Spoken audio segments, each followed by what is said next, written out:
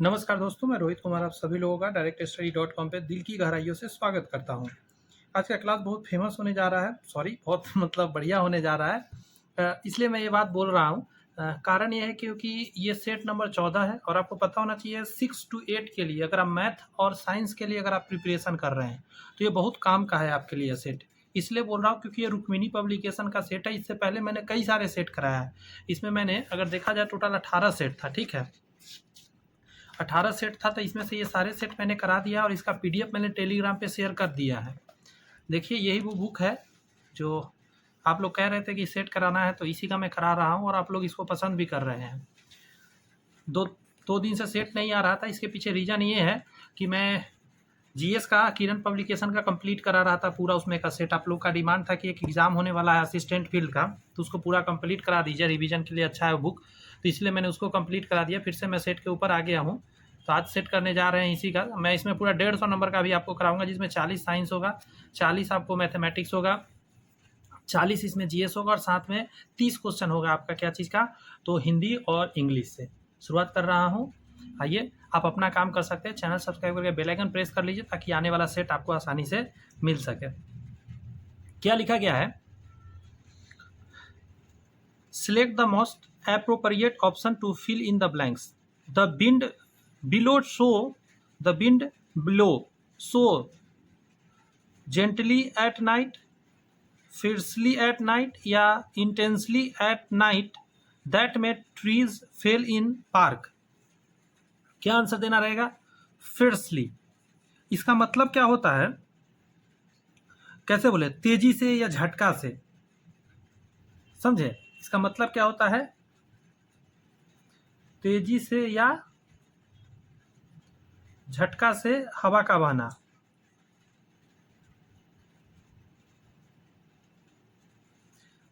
Gently का मतलब होता है धीरे धीरे, तो धीरे धीरे से तो भाई पेड़ नहीं टूटेगा, नहीं ना टूटेगा। और इंटेंसली मतलब होता है तीव्रता से।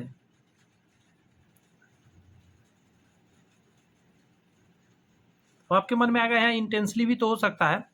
इंटेंसली किसी मनुष्य के सेंस में होता है, जब कोई काम करता है ज़्यादा बढ़िया होगा। लेकिन फेयर्सली यहाँ पे देना सही रहेगा कि the wind blew so fiercely at night that many trees fell in the park. थोड़ा बहुत बैकग्राउंड से आपको नॉइज जा रहा होगा बारिश का, अभी धीरे है इसलिए मैं क्लास ले रहा हूँ। तेज होगा तो मैं थोड़ा देर के लिए क्लास रोक दूंगा, ठीक है। बट आगे बढ़ाते हैं। अभी India Gate is situated in which city? India Gate कहाँ पे है? तो आंसर होगा न्यू दिल्ली में है, और गेटवे ऑफ इंडिया मुंबई में है।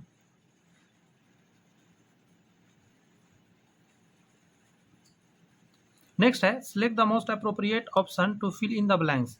डैश, यहाँ एक्सक्लेमेशन मार्क्स है। The great leader is no more. तो दुखी में हम क्या बोलते हैं? अल्लास। क्या बोलते हैं? अल्लास बोलते हैं। शोक के लिए अल्लास का प्रयोग होता है। Select the option that can be used as a one word substitutions for the given group of words. Story of an individual written by himself. क्या है? Story of an individual written by himself, जो खुद से, तो autobiography होता है जो खुद से लिखता है। नोवेल तो समझते हैं उपन्यास होता है, बायोग्राफी का मतलब जीवनी होता है। ये दूसरे द्वारा लिखा जाता है।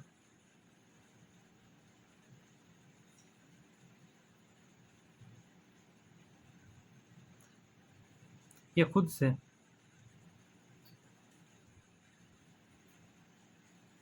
आगे आपका choose the word that substitute the given sentence. Science of the race of mankind. क्या है? Science of races of mankind. Genealogy, epistemology या इथियोलॉजी। तो आंसर क्या दीजिएगा? इथनोलॉजी बोलते हैं इसको, इथनोलॉजी। इसका मतलब होता है मानव जाति का विज्ञान। बारिश तेज हो गया, मुझे लगता है क्लास रुकना ही पड़ेगा। ये जो लिखा हुआ है जेनेनोलॉजी, इसका मतलब होता है वंशावली। वंशावली का विज्ञान जो होता है ना, उसकी बात यहाँ हो रही है।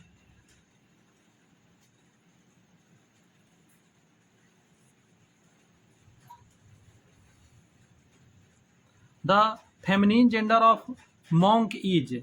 मॉन्क का जो फेमिनिन जेंडर उसको नन बोलते हैं, समझे। छोटा क्वेश्चन था। The feminine gender of horse का मेयर बोलते हैं, ठीक है। यहाँ पे है the matter is presented alphabetically, choose adverb in the sentence. The matter is presented alphabetically, choose adverb in the sentence. इसमें एडवर्ब कौन सा है? एडवर्ब क्या होता है? जो वर्ब के बारे में बताए। बात समझ में आ रहा है? तो अल्फाबेटिकली होगा, कैसे सजाया गया? तो अल्फाबेटिकली सजाया गया है। तो ये हो गया इसका विशेषता। मैं खाना खा चुका था, इस वाक्य में कौन सा भूतकालिक भेद है? तो आंसर क्या आ जाएगा? पूर्ण भूतकाल, चूंकि खा चुका था तो ये पूर्ण भूतकाल हो जाएगा, ठीक है। यहाँ है पुस्तक का बहुवचन रूप होगा पुस्तकें, ऑप्शन नंबर ए अच्छा रहेगा। यहाँ है निम्नलिखित में से कौन सा शब्द वर्तनी की दृष्टि से शुद्ध है? प्रतिनिधि, प्रतिनिधि, प्रतिनिधि, तो ऑप्शन नंबर बी हो जाएगा। ऐसे लिखा जाता है जिसका प्रयोग निश्चित शब्द समुदाय या पूरे वाक्य का अतिरिक्त भावार्थ प्रदान करने के लिए होता है, उसे क्या कहते हैं? उसी को हम लोग क्या बोलते हैं? निपात बोलते हैं। निपात का प्रयोग जो होता है ना, शब्द या शब्द समूह या पूरे वाक्य के अतिरिक्त भावार्थ पैदा करने के लिए होता है। निपात हमेशा सहायक होते हैं, हुए भी वाक्य अंग नहीं होता है, पर वाक्य में इसके प्रयोग जो होता है वो समग्र अर्थ को बताने के लिए किया जाता है। यहाँ लिख रहा है फूल का पर्यायवाची शब्द नहीं है। कुसुम, पुष्प, तनुजा, तनुजा नहीं है, तनुजा छोटे को बोलते हैं, इस पुत्री को बोलते हैं पुत्री। अगला लिखा गया है परिणामवाचक क्रिया विशेषण अव्यय है। क्या है? परिमाणवाचक है, ध्यान रखिएगा। क्या है? इतना। इतना क्या है? परिमाणवाचक है। आंशिक शब्द में प्रत्यय कौन सा है? आंशिक में प्रत्यय उपसर्ग, प्रत्यय क्या लगता है? उपसर्ग पहले लगता है, प्रत्यय बाद में लगता है। अंश में थोड़ा सा लग के आंशिक बना हुआ है, क्या से इक लगा हुआ है, अंश में इक लगा हुआ है, प्रत्यय इक पीछे से। तिलक का किस प्रकार शब्द है? तिलक। तो तिलक जो हो जाएगा वो तत्सम हो जाएगा, तत्सम, समझे। तिलक चंदन लगाने को बोलते हैं। यहाँ है आपका क्या कि अनुमान का विशेषण क्या है? विशेषण रूप अनुमान का बनाइए, क्या अनुमानित हो जाएगा। स का उच्चारण स्थान क्या है? स उष्ण होता है ये स, तो ये कहाँ चला जाएगा? तालु हो जाएगा।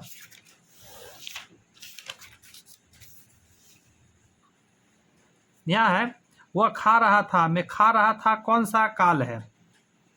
तो आंसर क्या होगा? अपूर्ण भूतकाल। वो खा रहा था अपूर्ण भूत हो जाएगा।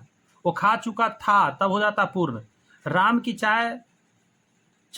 गाय चरती है, वाक्य में कौन सा कारक है?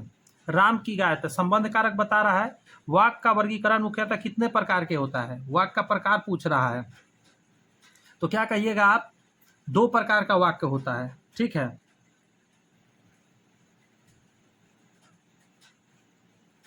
मुख्यतः बोल रहा है, शब्द पर ध्यान दिया।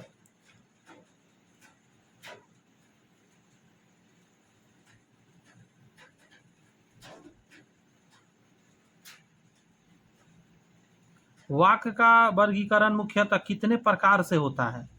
कितने प्रकार का होता है सो नहीं पूछ रहा है, कितने प्रकार से होता है। तो एक हो जाएगा आपका क्या? रचना, रचना या स्वरूप की दृष्टि से, और दूसरा क्या हो जाएगा? के आधार पर और अर्थ के आधार पर, अर्थ की दृष्टि से, समझ रहे हैं। स्वरूप की दृष्टि से, मतलब ये दोनों अब एकदम आराम से समझ में आ गया होगा। अच्छा, रचना के आधार पर होता है 3 प्रकार का, ठीक है, और अर्थ के आधार पर 8 प्रकार का होता है। यहाँ समझना था क्वेश्चन को, टेक्निकली क्वेश्चन चेंज करा था। अच्छा, अशुद्ध वाक्य का चयन करिए। माता पिता पूजनीय है, कामायनी उच्च कोटि का काव्य है, आपका भविष्य उज्जवल है। तो आंसर ए हो जाएगा इसमें, ठीक है। यहाँ गलत लिखा है, पूज्यनीय लिखा हुआ है, पूजनीय होगा, ऐसे लिखाएगा, यही गड़बड़ है। 2 समानार्थी शब्दों की पुनरुक्ति के बीच में किस प्रकार का चिन्ह का प्रयोग होता है? योजक चिन्ह का प्रयोग होता है, समझे? जैसे दौरा दौरी, दौरा दौरी, ये बीच में क्या लगाया, इसी को योजक चिन्ह बोलते हैं। समझे? निम्नलिखित में से क्या गंगा का पर्यायवाची नहीं है? तो आंसर क्या दिया, गंगा का पर्यायवाची नहीं है, तो आंसर हो जाएगा आपका कालिंदी। मंदाकिनी भी गंगा को बोलते हैं, सुरसरिता भी गंगा को ही बोला जाता है, लेकिन कालिंदी जो है ये यमुना को बोला जाता है, यमुना। उत्पत्ति के आधार पर शब्द के कितने भेद होते हैं? क्या दीजिएगा आंसर? 4 प्रकार के होते हैं उत्पत्ति के आधार पर, तद्भव, तत्सम, देशज, विदेशज। तद्भव, तत्सम, देशज, विदेशज। विकल्पों से तत्सम शब्द का चयन करिए। तत्सम जो ज्यों का त्यों संस्कृत से आया हुआ था, अश्रु हो गया, यस और नॉट? आंसर ए हो जाएगा। अगला है पर्यायवाची शब्द छाटिए। शत्रु का पर्यायवाची क्या होगा? सहचर, मनुज या अरि? 27 का आंसर अरि हो जाएगा, शत्रु मतलब अरि हो जाता है। लिंग की दृष्टि से हाथी क्या है? तो आंसर क्या दीजिएगा? पुल्लिंग है। क्रिया के संबंध में इनमें से कौन सा कथन सही है? तो आंसर क्या दीजिएगा? सी, कि क्रियापद के उस अंश को धातु कहते हैं जो किसी क्रिया के प्रायः सभी रूपों में पाया जाता है, उसे धातु बोलते हैं। लास्ट क्वेश्चन करा के रोक देते हैं क्योंकि बारिश हो रही है। जितेंद्रिया का सही संधि विच्छेद कौन सा होगा? अच्छा क्वेश्चन है ये। आंसर क्या? जित जोड़ इंद्रिया, जितेंद्रिया। ये रिपीटेड क्वेश्चन है, कई बार एग्जाम में आया हुआ है। इतना देर बर्दाश्त करने के लिए बारिश, थैंक यू। थोड़ा देर क्लास रोक देते हैं, जब बारिश खत्म होगा तो फिर मैं आगे आपको जीएस कराऊंगा। जीएस के बाद फिर लेके चलेंगे मैथ्स और फिर साइंस के ऊपर। चलिए थोड़ा देर रोकते हैं क्लास को। यहाँ पे है आपका जनरल स्टडीज। कर है गैल्वेनोमीटर को अमीटर में बदलने के लिए हम क्या करते हैं? चूंकि गैल्वेनोमीटर है, इसको आप एमीटर बनाना चाहते हैं, तो आपको क्या करना होगा, इसको समांतर क्रम में जोड़ना पड़ेगा। ठीक है, जैसे ही समांतर क्रम में गैल्वेनोमीटर को आप जोड़ देंगे तो एमीटर का काम करेगा। और स्टार मार्किंग क्वेश्चन है, इंपॉर्टेंट क्वेश्चन है यह। आवर्त सारणी में परमाणु क्रमांक बढ़ने पर तत्वों का धात्विक लक्षण पर क्या प्रभाव पड़ेगा? तो आप समझिए, परमाणु क्रमांक बढ़ रहा है मतलब आप ऐसे डायरेक्शन में जा रहे हैं तो उसके धात्विक लक्षण घटेगा। बात समझ में आ रहा है कुछ? आंसर होगा आवर्त से घटता है तथा समूहों में बढ़ता है। अगर ऐसे जा रहे हैं आवर्त में तो घटेगा, नीचे की तरफ बढ़ता है, यही बात लिखा गया है। आगे कि यदि किसी व्यक्ति को, गौर से सुनिएगा, दूर की वस्तु स्पष्ट रूप से दिखाई नहीं दे रही है तो उसे कौन सा दृष्टि दोष है? इसे कैसे सही किया जा सकता है? दूर का नहीं दिख रहा तो उसको निकट दृष्टि दोष है, और निकट दृष्टि दोष को दूर करने के लिए आपको अवतल लेंस का प्रयोग करना होता है। बी नंबर आंसर जाएगा 33 के लिए। क्लियर है बातें? आगे आपका निम्नलिखित कारकों में से कौन सी जाति उद्भवन जब मौजूदा जातियों से नई जातियों विकसित होती है में योगदान नहीं करता है? यहाँ अपसारी विकास, अनुवांशिक प्रभाव, भौगोलिक पथकय और उपयुक्त में से एक से अधिक या कोई नहीं? आंसर बड़ा इजी है, आंसर दिया अपसारी विकास। यहाँ पे लिखा गया है इनमें से किस प्रकार के अंगों की बुनियादी संरचना एवं उत्पत्ति समान होती है? देखिए, बुनियादी संरचना और उत्पत्ति समान होती है किंतु उसके कार्य भिन्न होते हैं, कार्य अलग है। बात समझ में आ रहा है? तो ऐसे अंग को हम लोग क्या बोलते हैं? समजात अंग।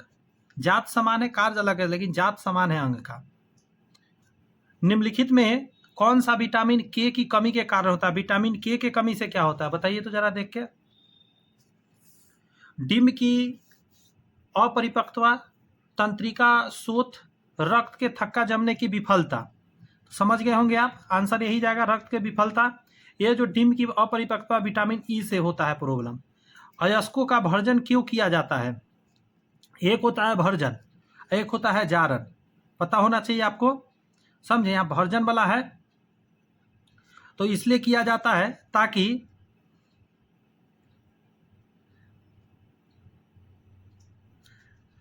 सल्फर निकालने के लिए। समझे, यहाँ सल्फर होना चाहिए था जो कि मिट गया है, सल्फर निकालने के लिए। ठीक है, आगे है सामान्यतः श्वसन के दौरान ली जाने वाली और निकले जाने वाली हवा की मात्रा में क्या कहा जाता है? तो जो एक मिनट, सामान्यतः शोषण के दौरान ली जाने वाली और निकाली जाने वाली हवा की मात्रा को क्या बोलते हैं? जो मात्रा होता है उसको हम लोग ज्वारीय आयतन बोलते हैं। क्या बोलते हैं? जो एकदम नया होगा बहुत लोगों के लिए क्वेश्चन, ज्वारीय आयतन इसको कहा जाता है। यहाँ कर है मार्च 2024 में अंतर्राष्ट्रीय संस्कृति पुरस्कार से किसे सम्मानित किया गया? क्योंकि मार्च 2024 का पुराना क्वेश्चन है तो इस चीज को थोड़ा सा छोड़ दीजिए क्वेश्चन को। किस राज्य में दुनिया के सबसे बड़े तांबा विनिर्माण संयंत्र का शुभारंभ किया गया है? तो ये भी पुराना क्वेश्चन है, इसे जान, इसका गुजरात आंसर हो जाएगा। ठीक है, इसका मीना चंद्रा होता लेकिन काम का नहीं है तो छोड़ दे रहे हैं। हाल ही में अंतर्राष्ट्रीय बाजार वर्ष 2023 का, ये छोड़ दीजिए, बहुत पुराना करंट अफेयर्स है ये सब। यहाँ करा है हाल ही में फीकी महिला संगठन की अध्यक्ष कौन बनी है? तो ये सब पुराना छोड़ दिए। भारत का पहला राष्ट्रीय डॉल्फिन अनुसंधान केंद्र कहाँ? ये इंपॉर्टेंट है। भारत का पहला है राष्ट्रीय डॉल्फिन अनुसंधान केंद्र कहाँ स्थापित किया गया है? बहुत अच्छा क्वेश्चन है, पटना में स्थापित किया गया है। आगे आपका कह रहा है कि भारत में एक साथ चुनाव कराने के मुद्दे की जांच के लिए गठित समिति का प्रमुख किसे बनाया गया था? पुराना क्वेश्चन है फिर भी जान लीजिए, रामनाथ कोविंद जी को बनाया गया था। आगे है हाल ही में चर्चा में रहा मोहम्मद यूनिस किस देश के हैं जिन्हें 2006 में अग्रणी माइक्रो फाइनेंस बैंकिंग के लिए नोबेल शांति पुरस्कार मिला था? तो बांग्लादेश का आपको पता ही होना चाहिए। पूर्वोत्तर भारत की पहली वंदे भारत एक्सप्रेस असम से किस राज्य या केंद्र शासित प्रदेश तक जाती है? तो आंसर क्या दीजिएगा? पश्चिम बंगाल तक जाती है। विदेश में प्रथम स्वतंत्र भारतीय सरकार किसने स्थापित किया था? तो राजा महेंद्र प्रताप सिंह ने करा था।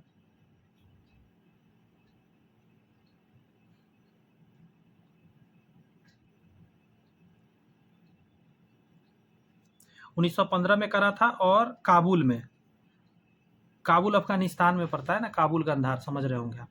आगे आपका है कि missionary of charity mother Teresa द्वारा डैश में स्थापित एक कैथोलिक धार्मिक धर्म संगति, कैथोलिक रिलीजियस कांग्रीगेशन है? तो आंसर दीजिएगा 1950 में। अंग्रेजी शिक्षा अधिनियम 1835 के किस आयोग की रिपोर्ट पर आधारित था? बहुत अच्छा ये क्वेश्चन है। अंग्रेजी शिक्षा अधिनियम 1835 सॉरी किसके उस पे आधारित था? आंसर क्या दीजिएगा? ये मैकॉले का विवरण। ठीक है, मैकॉले का विवरण पर आधारित था।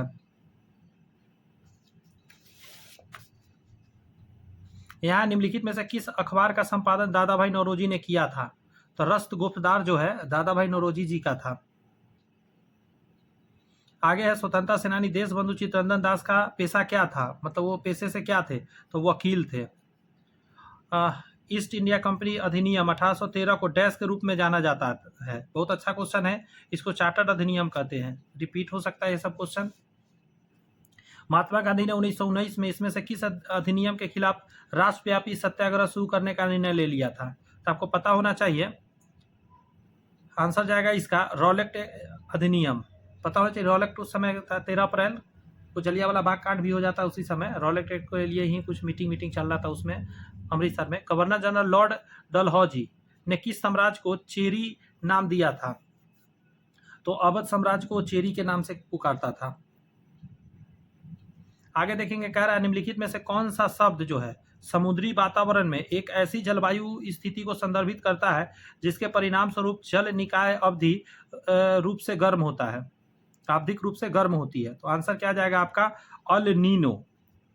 समझे, एक अल मीनो लिखा नहीं, ये तो कुछ नहीं होता, ला नीनो होता है, ये भी गलत है, मीनो नहीं होता है, ला नीनो, अल नीनो एक ला नीनो होता है, ला नीनो ये ठंडा होता है, एक अल नीनो होता है।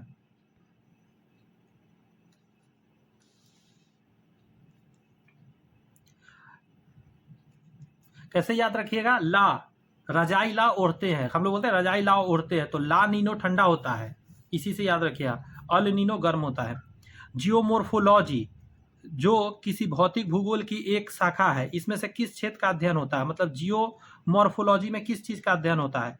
तो भू आकृतियों का अध्ययन किया जाता है। अच्छा क्वेश्चन है। जियोमॉर्फोलॉजी में जियो माने पृथ्वी होता है ना। हिमालय के किस पुष्प में पूर्तिरोधी यानी एंटीसेप्टिक गुण होते हैं और इसलिए इसका खरोंचों को ठीक करने में मदद कर सकता है? ये क्वेश्चन कई बार रिपीट हुआ एग्जाम में, पता है, ब्राहा कमल कहलाता है। झारखंड की गुआ खान निम्नलिखित में से किस खनिज के लिए संबंधित है? तो आंसर क्या दीजिएगा, लॉ एस के लिए, ये भी इंपॉर्टेंट है।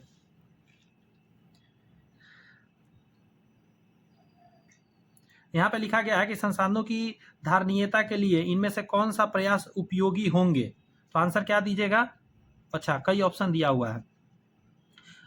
संसाधनों की धारणीयता के लिए इनमें से कौन प्रयास उपयोगी होंगे, आवश्यकता न होने पर लाइटों और पंखों को बंद करना, हाँ ये तो सही है। सीढ़ियों की जगह लिफ्ट का इस्तेमाल करना, नहीं ये गड़बड़ है, इसमें तो और बिजली खपत होगा।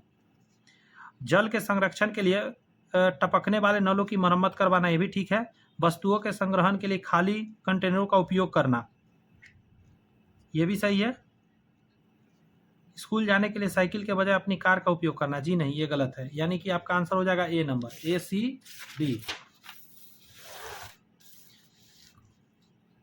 यहाँ है वायुमंडल की, गौर से सुनिएगा, समताप मंडल परत में ओजोन क्षय निम्नलिखित में से किसके लिए उत्तरदायी है। इसका सीधा मतलब है कि समताप मंडल के अंदर ओजोन परत रहता है। तो एक क्वेश्चन यहाँ ऑलरेडी आपको आंसर दे चुका है, ठीक है, जो आप याद रखिएगा। तो आंसर क्या हो जाएगा, पृथ्वी की सतह से सब पहुंचने वाले यूवी विकिरण से वृद्धि।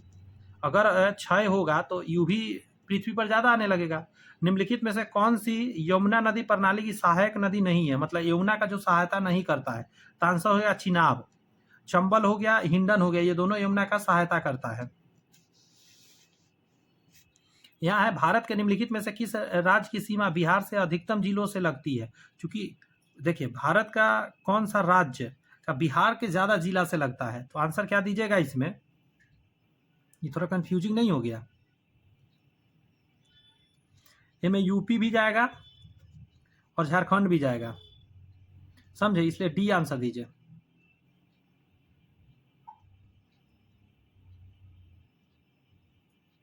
इन दोनों का 8-8 जिला लगा हुआ है, इसका 8 से लगा हुआ है और इसका भी 8 से लगा हुआ है, ये पता होना चाहिए। पश्चिम बंगाल जो है इसका 3 के साथ लगा हुआ है। किशनगंज, पूर्णिया और कटिहार, इसका याद रखिएगा, इसका पूछता है।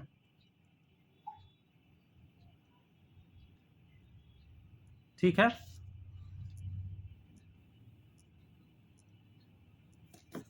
आइए मैथ सॉल्व करते हैं।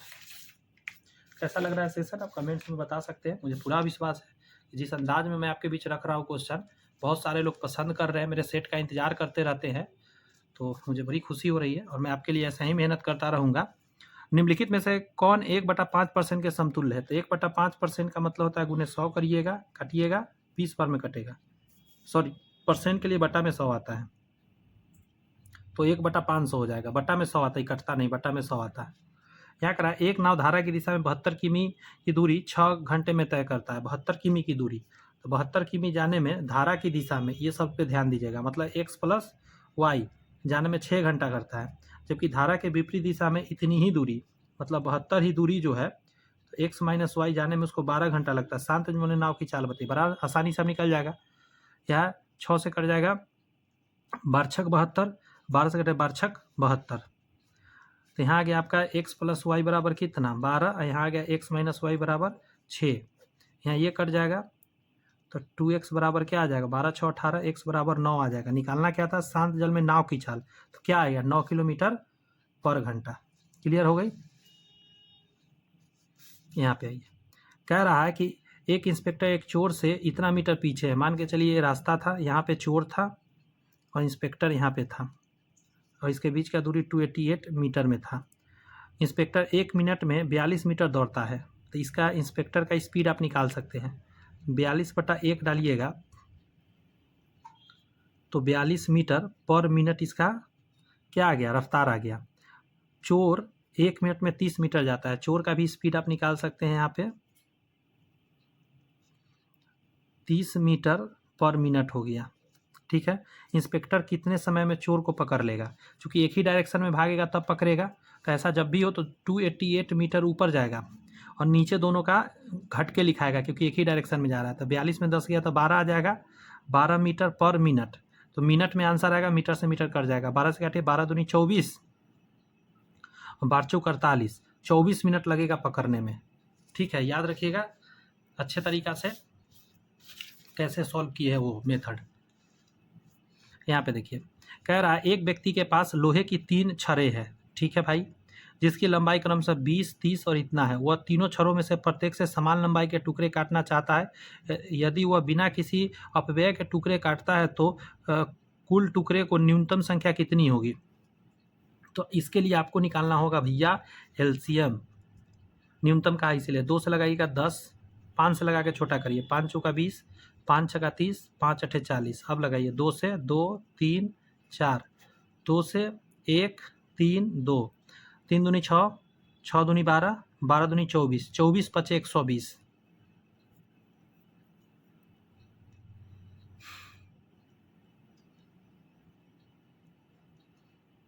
एक मिनट, गलती मैंने कर दिया।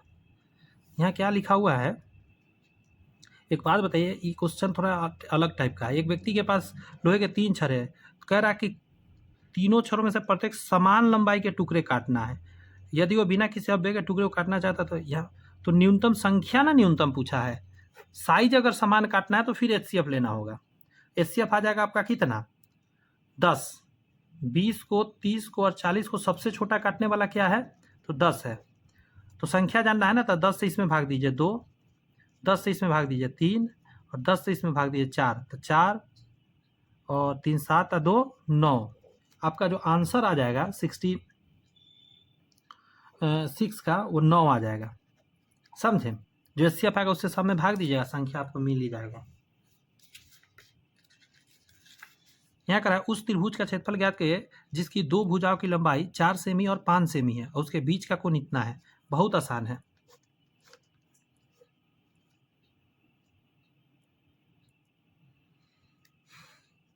चार और 5 है, इसके बीच में 45 डिग्री का कोण बन रहा है और आपको निकालना है, उस त्रिभुज क्षेत्रफल निकालना है।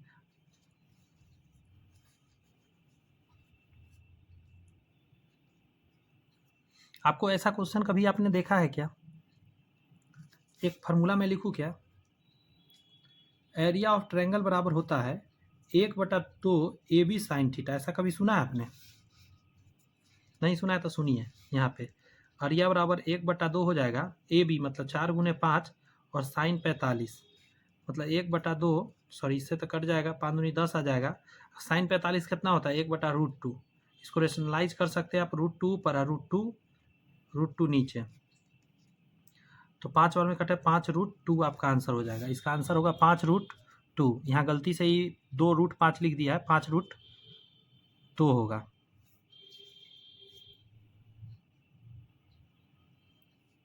अगर इसको करेक्ट करते हैं तो सी आंसर हो जाएगा, 5√2 हो जाएगा। इसके बदला ये फार्मूला याद रखिएगा किसी भी ट्रायंगल में। अगर ये आपको दिया हुआ है ए और ये बी और ये है आपका थीटा, तो इसके लिए फार्मूला है 1/2 AB साइन थीटा। नहीं याद रहेगा तो एग्जाम में ऐसा क्वेश्चन फंसा लेगा।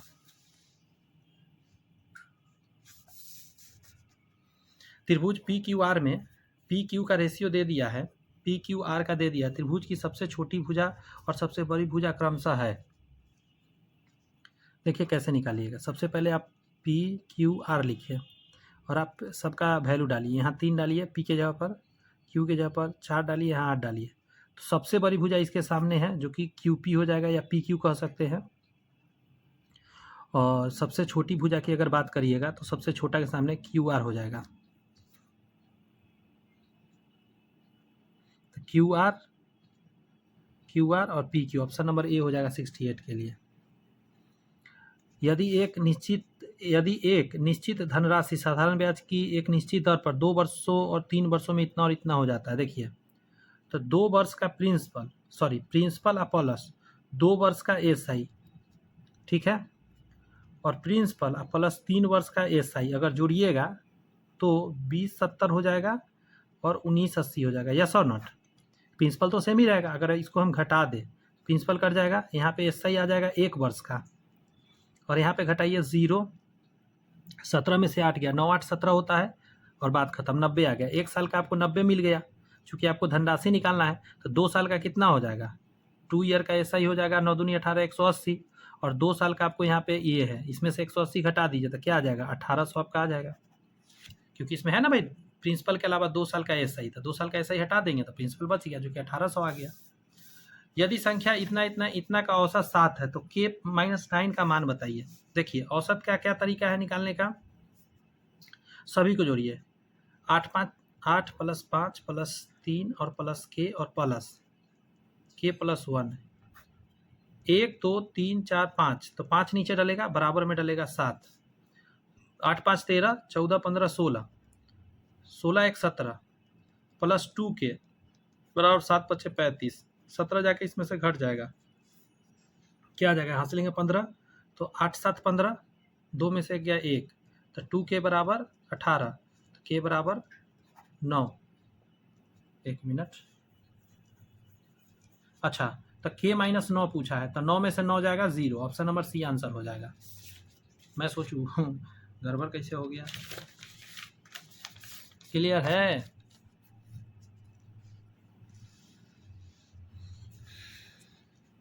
यहाँ देखिए क्या दिया है,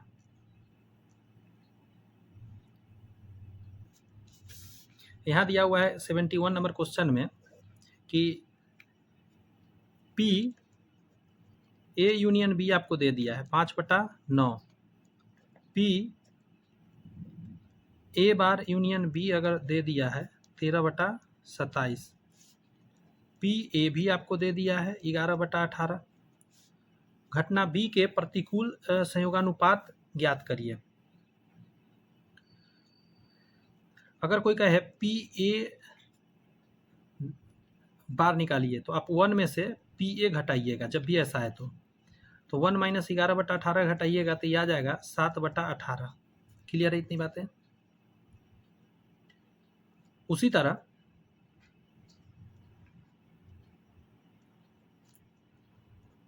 पी, कुछ तो गड़बड़ है, लग तो रहा है। ऐसे एक चीज़ बताता हूँ, इंटरसेक्शन में अगर आप निकालिएगा ना, इंटरसेक्शन में, तो आपको क्या करना होगा, एक में से आपको नॉर्मल ए यूनियन बी घटाना होगा, यूनियन घटाइएगा एक में से तो इंटरसेक्शन में निकल जाएगा। 1 माइनस 5/9, तो 4/9 आ जाएगा। इतना चीज़ निकालने के लिए एक फार्मूला आपको जानना होगा, पी ए यूनियन बी बराबर फार्मूला होता है P A intersection plus P B intersection और minus P A intersection B intersection. अब इसमें क्या क्या दिया हुआ है वैल्यू वो डालते हैं। सबसे पहले ए यूनियन बी दिया हुआ है आपको 13/27, पी ए अगर बात कीजिएगा तो 7/18, पी बी निकालना है तो इसको छोड़ दीजिए, और ये तो मैंने अभी निकाला है 4/9, बस इसी को सॉल्व करना है। 13/27 minus 7/18 plus 4/9, P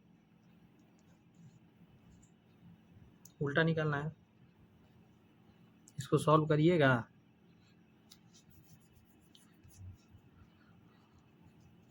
P B dash निकल जाएगा यहाँ से, 27 आएगा, 13 नहीं 27 नहीं आएगा, 54 आएगा, 27 दूनी 24, 13 दूनी 26 यहाँ आ जाएगा, 26 माइनस 18 18 54, तो 7 21, 9 6 54, 6 चौका 24 बराबर पी बी डैश। लंबा जाएगा लेकिन खास है नहीं, याद रखना थोड़ा सा मुश्किल है, कई स्टेप है, लेकिन याद रहे तो अच्छी बात है। देखिए ना, इसको 26 में से घटाइए तो यहाँ कितना मिलेगा, 5 29 हो जाएगा, 29/54 बराबर पी। अभी मैंने डैश के बारे में बताया कि निकलता कैसे है, तो पी अगर सिंगल निकालना हो तो एक में से इसको घटाना रहता है, पता होना चाहिए इसको। घटाइए कितना आ जाएगा, 25/54 मिलेगा बेसिकली। अब हमको क्या करना है, प्रतिकूल जाना है, नॉर्मल तो निकालना है, बी के प्रतिकूल संयोगानुपात। सिलेबस से तो बाहर का है लेकिन फिर भी क्वेश्चन है तो हम बना रहे हैं। बार वाला में नॉर्मल से जब भाग दिएगा तो आ जाएगा, तो 29/54 बटा के नीचे हो जाएगा 25/54 से 54 गया 29/25 आ जाएगा, ऑप्शन नंबर 25। बहुत रेयर क्वेश्चन है कि ऐसा आएगा, पीछे करके एक बार देखिएगा, अगर समझ में आ गया तो खुश रहिएगा, नहीं समझ में आया तो ज़्यादा दुखी होने का भी ज़रूरत नहीं है, बहुत ही कम चांस है कि ऐसा क्वेश्चन आएगा। यहाँ करा है 1000 पर 20% वार्षिक दर से चक्रवृद्धि ब्याज इतना है, चक्रवृद्धि ब्याज ये दिया हुआ है। यदि 1 मिनट, अच्छा, 10,000 है ना, ठीक है। यदि चक्रवृद्धि अर्धवार्षिक रूप से की गई हो तो मूलधन कितने वर्षों के लिए निवेश किया गया? फिर से पढ़ते हैं। 10,000 पर 20% वार्षिक दर से चक्रवृद्धि ब्याज इतना है। यदि चक्रवृद्धि अर्धवार्षिक रूप से की गई हो तो मूलधन कितने वर्षों के लिए निवेश किया गया? अर्धवार्षिक अगर कर दिया गया है, टाइम निकालना है, ठीक है। आइए शुरू करते हैं। अमाउंट बड़ा P इंटू 1 प्लस R/100 हमने सुना है और यहाँ पे टाइम होता है। अब चूंकि अर्धवार्षिक है तो एक चीज़ समझिएगा, टाइम को किया जाता है डबल। टाइम को क्या किया जाता है? डबल। और रेट को किया जाता है आधा। रेट को किया जाता है आधा, तो 20/2 यानी 10% हो जाएगा। और टाइम को डबल किया जाता है, तो टाइम को बाद में डबल करेंगे, मतलब टाइम जो आएगा उसको आधा बाद में करेंगे, क्योंकि अभी तो डबल से जब 10% निकालिएगा ना, जो वैल्यू आएगा उसको आधा बाद में करना पड़ जाएगा, क्योंकि डबल निकलेगा टाइम। अमाउंट के जगह पर अमाउंट डालिएगा, तो अमाउंट के जगह पर ये दोनों जोड़ के डालना होगा आपको, इन दोनों को। तो कितना आ जाएगा आपका? 1 4 6 4 1। ये पी नीचे ले आते हैं, पी का मान है 10,000। रेट के जगह पर डाल देते हैं 1 प्लस 10/100 पावर में टी छोड़ देते हैं। अब देखिए गेम कैसे होगा। यहाँ पे आ जाएगा 1 0 से 1 0 11/10 पावर में टी। सीधा सीधा मतलब है कि ये जो कैलकुलेशन होगा यहाँ पे, ये कितना आएगा पता है? 11/10 के पावर 4। ये मैं ऑलरेडी समझ रहा हूँ, क्यों? क्योंकि यहाँ 4 जीरो है, यहाँ पे 0 है, तो ऑलरेडी 4 के रूप में आएगा। नहीं तो आप गुना करके भी देख सकते हैं, यही आएगा 1 4 6 4 1। अब देखिए इससे ये तो कट गया, टाइम बराबर 4 आ गया। अब आप जैसे ही 4 खोजेंगे, इसमें नहीं है, अगर रहेगा तो आप मार देंगे, लेकिन गलती हो जाएगा, क्योंकि ऑलरेडी आपने यहाँ 10 रख के बनाया है, मतलब टाइम आया होगा डबल। तो वार्षिक के लिए क्या हो जाएगा समय? इसको आधा करना होगा, यानी 2 ईयर। ऐसे क्वेश्चन को समझना रहता है, बनाने के बाद ऐसा नहीं कि फट से आंसर टिक कर देना है।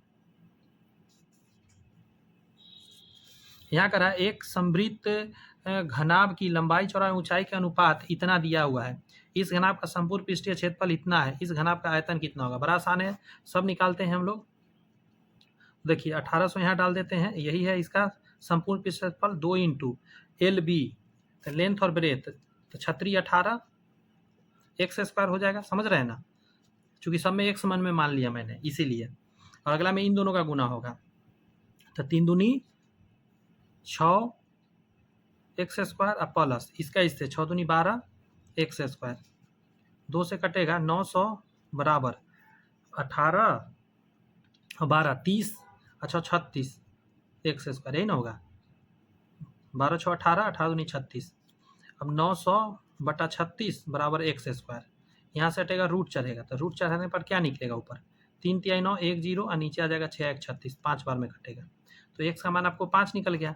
अब जैसे 5 निकला तो 6 5 30, पहला तो हो गया 30, 36 18, दूसरा हो गया 18, सॉरी 5 3 15 दूसरा हो गया, और 5 दूनी 10 तीसरा हो गया। लेंथ ब्रेथ हाइट आ गया, तीनों का गुना कर दीजिए, आपका आयतन निकल के आ जाएगा।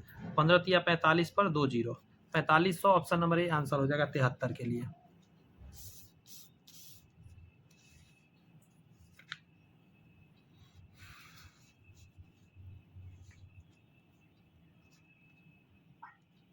थोड़ा समझ के बनाना होगा, क्वेश्चन अच्छा है, ये अच्छा क्वेश्चन देखी के लग गया। ताश की एक पट्टी में प्रतिस्थापन के साथ एक के बाद एक 3 पत्ते निकाले जाते हैं। एक के बाद एक 3 पत्ते निकाले जाते हैं। पहला पत्ता गुलाम, दूसरा पत्ता काला काला पत्ता ब्लैक कार्ड, और तीसरा पत्ता सम संख्या वाला पत्ता होने की प्रायिकता क्या होगी? समझते चलते हैं। गुलाम कितना होता है? टोटल 4 होता है, तो 52 में से 4 पत्ता। गुलाम 4 होता है, चारों डिजाइन में से एक एक होता है, 2 लाल होता है 2 काला होता है। दूसरा पत्ता काला होने का, काला पत्ता कितना है? टोटल 26 पीस है, 26/52।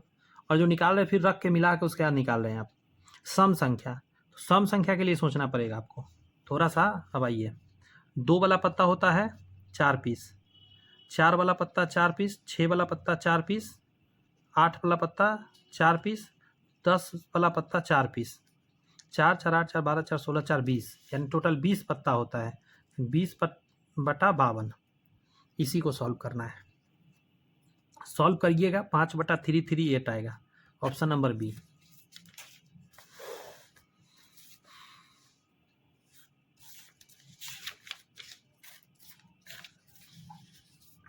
क्या करा है, यदि 2800 पर 10% की वार्षिक दर से 3 वर्षों में प्राप्त साधारण ब्याज 1 है, साधारण ब्याज 1 है, और 6200 पर 14% की दर से y वर्ष में प्राप्त साधारण ब्याज इतना है, तो x/y का मान बताइए। लिख लेते हैं ना, साधारण ब्याज बराबर p गुने r गुने t/100, p गुने r गुने t/,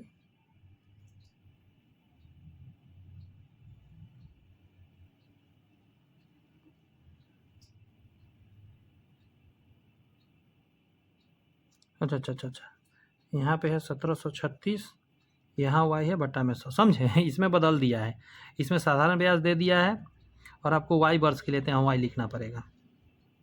चलिए अब हम क्या करते हैं, सॉल्व करते हैं। 2 जीरो से 2 जीरो और 2 जीरो से 2 जीरो। x का मान आ जाएगा आपको 28 गुने 10 गुने 3। अब यहाँ y का निकालिएगा तो इसको नीचे आएगा, ये सब इसके बट्टा में आ जाएगा, तो y बराबर क्या आ जाएगा 1736 और बट्टा में आ जाएगा 62 गुने 14। तो अगर हम यहाँ निकालना क्या है आपको x/y, तो अगर बट्टा में y करेंगे तो ये वैल्यू नीचे आएगा 1736 और इसके बट्टा में आ जाएगा 62 गुने 14। फिलहाल यही होगा। 3 से सबसे पहले काटते हैं, 3 × 5 = 15, 23 आ जाएगा, 3 × 7 = 21, काम खराब हो गया।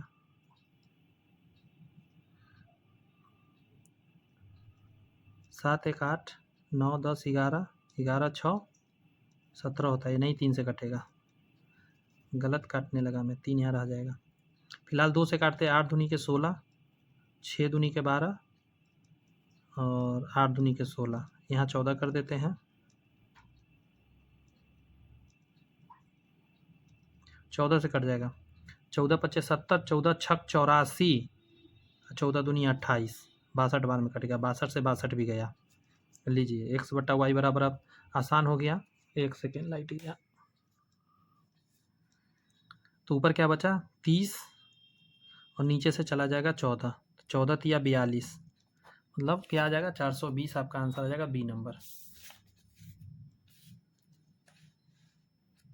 यहाँ कह रहा है 14 व्यक्तियों में से पहले 13 व्यक्तियों का औसत वजन इतना किलोग्राम है। तो 13 का अगर आपको सम निकालना हो वेट का केजी में, तो क्या तरीका लगाइएगा, 78 गुने 13 करिएगा। 14 व्यक्ति का वजन सभी 14 व्यक्तियों के औसत वजन से 39 किलोग्राम अधिक है। 14वें व्यक्ति का वजन जो है सभी 14 व्यक्तियों के औसत वजन से इतना अधिक है, तो मान के चलिए ना कि 14 व्यक्ति का औसत जो वजन है वो x मान लेते हैं, तो 13 का गुना करके ये आएगा सम। 14वां का क्या कह रहा है, 14वें व्यक्ति का वजन सभी 14 व्यक्तियों के औसत वजन से इतना अधिक है, मतलब ये तो होगा ही होगा, साथ में होगा आपका 39 बराबर 14x। क्यों, क्योंकि x वजन जो है, गौर से सुनते रहिएगा, x वजन जो है आपका औसत है 14 लोगों का, 14 से गुना कर दिया तो ये टोटल वेट आ गया। इधर भी टोटल वेट नहीं होगा, 13 लोगों का 78 है औसत और 14वां का इतना वजन है, तो इसको सॉल्व करना है। सबसे पहले x उधर जाके घट जाएगा, तो इधर 13x हो जाएगा, ठीक है। अब इसको गुना करके 39 ऐड करना होगा, तब समझते रहिएगा मैं कैसे आसान काम करूँगा। ये फिलहाल बचा है, 13 यहाँ से हटाऊंगा, 13 नीचे लिखूंगा, ये 13 इसका भी है और इसका भी है, 13 यहाँ पे 13 कट जाएगा, 13 × 3 = 39, 78 में 3 सिर्फ जोड़ दीजिए।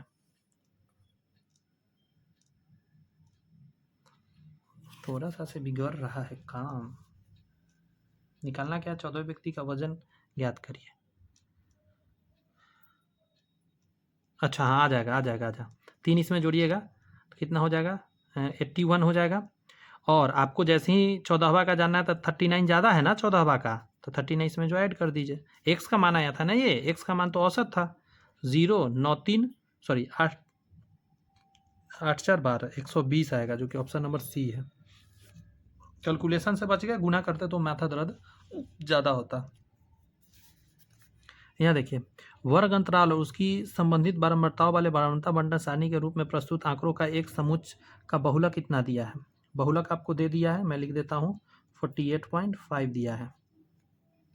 बहुलक वर्ग की निचली सीमा एल का मान आपको दे दिया है 46.5। बहुलक वर्ग की बारंबारता आपको एफ का मान दे दिया है 34। F0 इसको लिखते हैं। बहुलक वर्ग के ठीक पहले वाले वर्ग का यानी F-1 का मान आपको दे दिया है 32 और बहुलक वर्ग के ठीक बाद वाला मतलब F+1 का मान दे दिया आपको 25। आपको आई का मान निकालना है। फिलहाल हम x मान लेते हैं और सॉल्व शुरू करते हैं। फॉर्मूला जानते हैं हम लोग, बहुलक बराबर होता है L plus F0 minus F-1 बटा के नीचे 2F0 minus F-1 minus F+1 और गुने आई, यही आई निकालना है। बहुलक के जगह पर लिखिए 48.5, एल के जगह पर लिखिएगा 46.5 प्लस F0 के जगह पर लिखिएगा 34 माइनस 32 बटा के नहीं 34 दूनी 68 माइनस 32 और माइनस 25 और गुने आई के जगह पर x लिख देते हैं, यही निकालना है x। ये आगे पहले घट जाएगा तो 0.5 से 0.5 तो चला गया, 46 47 48 तो यहाँ 2 आ जाएगा, 2 बराबर ये घट के आ जाएगा ऊपर 2 आएगा ना, ऊपर 2। नीचे देख लेते हैं कितना आएगा, 5 आ 2 7 और 3 आ 2 5, 57 आएगा तो 8 3 11 आ जाएगा नीचे गुने आई, 2 से 2 गया, आई का मान आ गया 11। Option number C is the answer 77 का। मुझे लगता है समझ में आ गया होगा।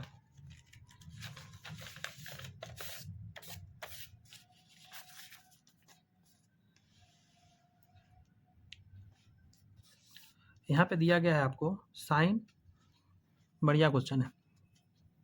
साइन इतना माइनस कॉस इतना, इसको 90 में से घटाएंगे इतना आ जाएगा तो ये 0 आ जाएगा, कट जाएगा दोनों।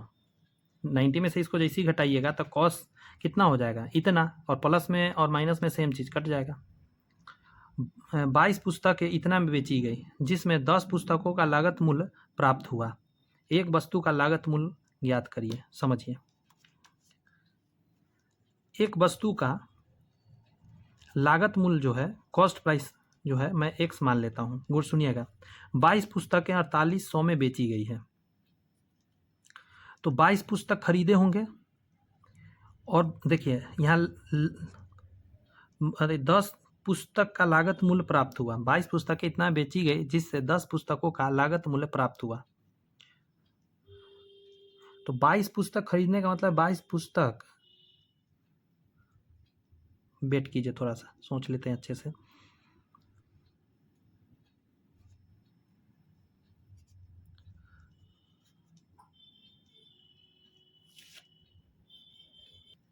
क्या कर सकते हैं, अगर हम 22 बेच रहे हैं तो इसका सीधा सीधा मतलब कि 22 का सेलिंग प्राइस माइनस अगर हम 22 का कॉस्ट प्राइस करेंगे तो कितना के बराबर हो जाएगा, 10 का कॉस्ट प्राइस।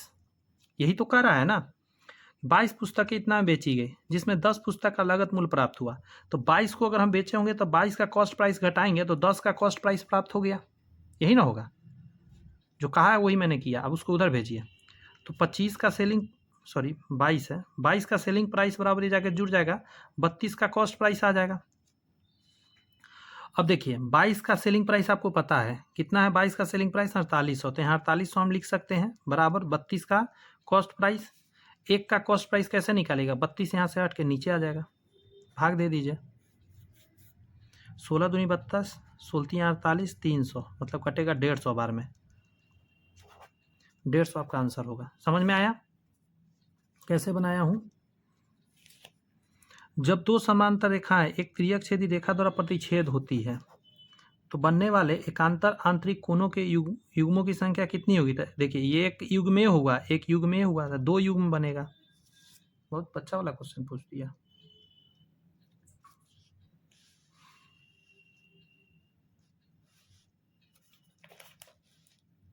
आइए अगला क्वेश्चन देखिए, यहाँ है एक नियमित नवभुज के प्रत्येक बाह्य कोण का मान क्या हो। 9 भुज तो 360 में 9 से भाग दिए, 9 चौक 36 40, यस और नॉट। यदि a माइनस बी बराबर 10 और ए बी इतना, तो ए स्क्वायर माइनस बी स्क्वायर निकालिए। तो देखिए ए माइनस बी का यदि हम होल स्क्वायर कर दे तो ए स्क्वायर प्लस बी स्क्वायर आएगा। 1 मिनट, ठीक है। और माइनस 2ab आएगा, इसका वैल्यू 10 पता है तो 100 हो जाएगा स्क्वायर। ए स्क्वायर प्लस बी स्क्वायर आ जाएगा आपका 2 गुने 5, 5 1 आ जाएगा। 2 से गुना करेंगे कितना हो जाएगा? 2 5 दूनी 10, 5 दूनी 10 और 1 11 इधर आएगा। जब जोड़ेंगे तो कितना आ जाएगा? ये आके इधर जुड़ जाएगा 1 1 0 2, तो 1 2 0 2 हो जाएगा ए स्क्वायर प्लस बी स्क्वायर।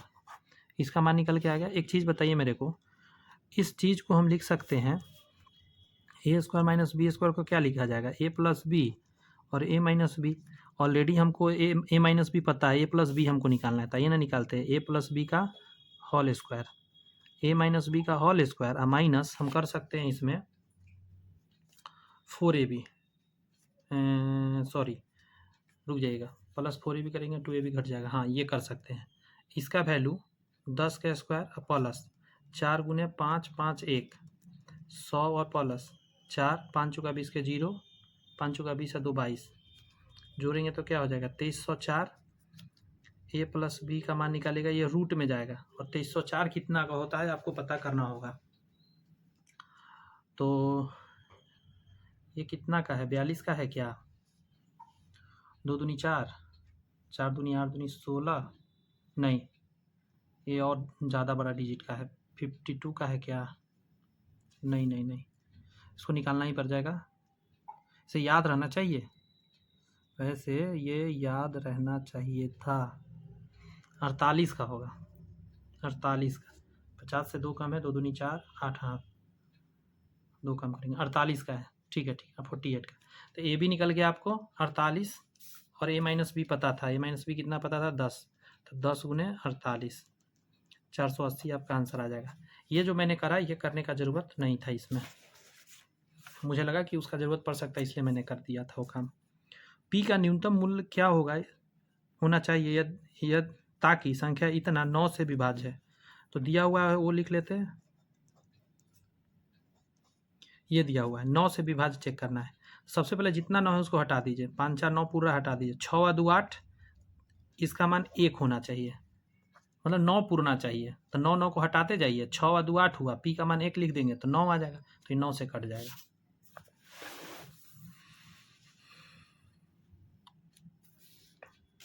यहाँ कह रहा है पाइप ए एक खाली टंकी को 33 घंटे में और पाइप बी 36 घंटे में भर सकता है। पाइप ए एक खाली टंकी को 33 घंटे में और पाइप बी 36 घंटे में भर सकता है। लिख लेते हैं, ये 33 घंटा ले रहा है और बी 36 घंटा ले रहा है, तो एलसीएम लेंगे 33 36 का, 3 से लगाएंगे 11 बार में, 3 3 दूनी 6, 12 3 36, 36 गुने 11 हो जाएगा आपका 6, 6 3 9 और 3 ये आ जाएगा। 33 से जब लगाइएगा तो 12 बार में लगेगा और जब आप 36 से लगाइएगा तो 11 बार में लगेगा। दोनों कह रहा है एक साथ पाइप को खोल दिया जाए तो 12 घंटे में भर जाने पर टंकी का भाग ज्ञात कीजिए। 12 घंटा में कितना भरेगा? तो 396 है, रुक जाइए, नहीं तो इससे कोई मतलब ही नहीं है 396 से। दोनों का क्षमता कितना है? 1 घंटा में ही 12 भरेगा और ये 21 भरेगा, तो जोड़ेंगे कितना हो जाएगा? 2 23 भरेगा 1 घंटा में, 12 घंटा का निकालना है तो 12 से गुना कर दीजिए।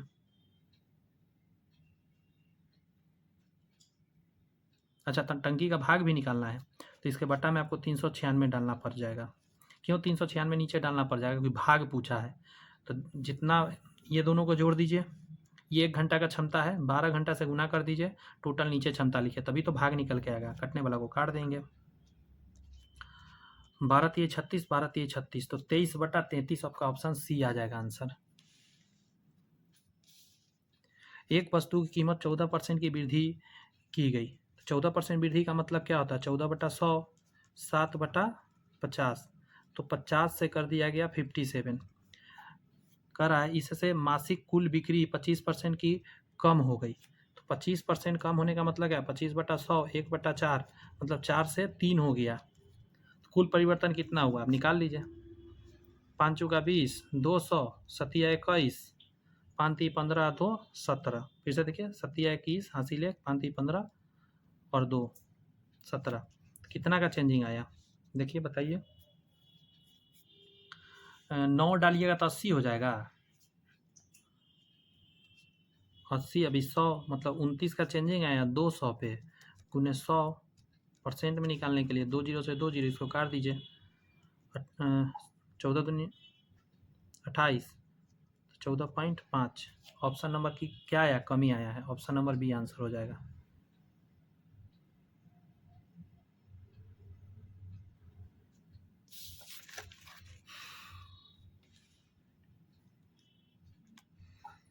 एक लंबवृत्ताकार तंबू बनाने के लिए कपड़े की कितनी मात्रा की आवश्यकता होगी जिसका आधार त्रिज्या 15 मीटर और ऊंचाई इतना मीटर है।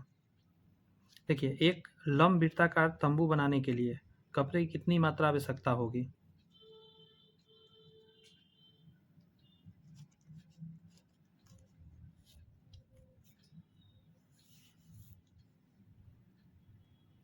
लेकिन ऐसा नहीं होता है। एक मिनट, एक लंबवृत्ताकार तंबू बनाने के लिए पिक्चर ही इसका थोड़ा सा क्लियर नहीं किया है। पिक्चर क्लियर कैसे, शंकु के आकार का तंबू जब भी बनता है तो शंकु के आकार, गोल तो तंबू बनता नहीं है, शंकु पर आना पड़ेगा। देखिए शंकु फिलहाल बनाते हैं, तंबू इसी आकार का होता है इसीलिए। तो यही कपड़ा लगेगा। आधार का त्रिज्या आपको 15 मीटर दिया, ऊंचाई जो दिया है 20 दिया है, 15 है 20 है, 3 गुने 5, 4 गुने 5, 3 4 तो 25 हो जाएगा।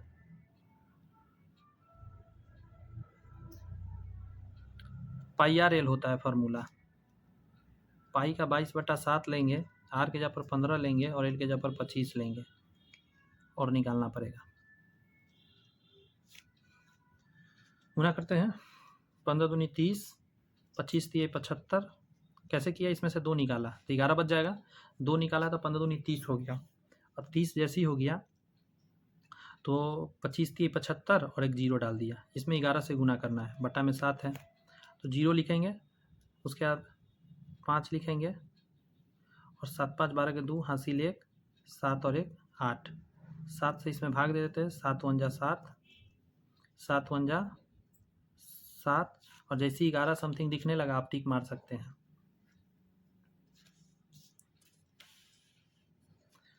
यहाँ पे कह रहा है भूतल पर खड़े 100 और y ऊंचाई वाले 2 मीनार, 100 और y ऊंचाई 2 मीनार शीर्ष उसके पाद बिंदुओं को मिलाने वाली रेखा के मध्य बिंदु पर क्रमशः, मध्य बिंदु बोलने का मतलब एकदम बीच में लाइएगा, ये बराबर है, इसका वैल्यू 1, इसका वैल्यू 1। ये बड़ा है तो इसको 60 कर दीजिए, इसको 30 कर दीजिए, लेकिन गड़बड़ हो जाएगा। इसको 60 करिए, इसको 30। पूछिए क्यों, क्योंकि पहले 1 से बाद में y है तो इसलिए 60 इधर करना होगा, इधर 1 हम लिख रखे हैं, इधर 30 करना होगा। x y का मान बताइए। 60 के हिसाब से ये √3 और ये 1, 30 के हिसाब से ये 1 और ये √3। चूँकि ये बराबर है 1 1 होना चाहिए था, तो फिर बदला वैल्यू कैसे, तो इसको भी √3 करिए, तो इसको √3 करिएगा तो इसमें भी √3 से गुना करिएगा तो ये 3 हो जाएगा। ठीक है, अब ये √3 हो गया तो ये इसका वैल्यू कितना आ गया 3 और इसका वैल्यू 1 आ गया। 3:1 आंसर आ जाएगा, ऑप्शन नंबर ए में है।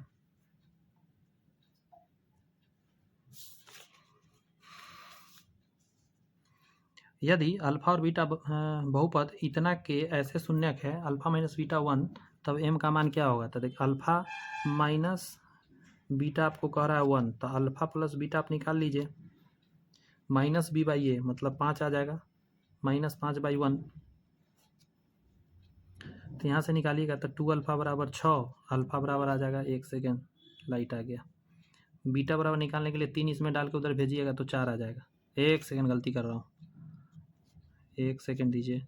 अल्फ़ा का मान 3 आया, अल्फ़ा यहाँ डालेंगे उधर भेजेंगे तो बीटा का मान 2 आ जाएगा, बीटा 2 आ गया। अल्फ़ा बीटा निकाल लिए, आपको निकालना क्या है, अल्फ़ा इंटू बीटा करिएगा ना तो c/a होता है, अल्फा इंटू बीटा 3 दूनी 6 हो जाएगा, C/A।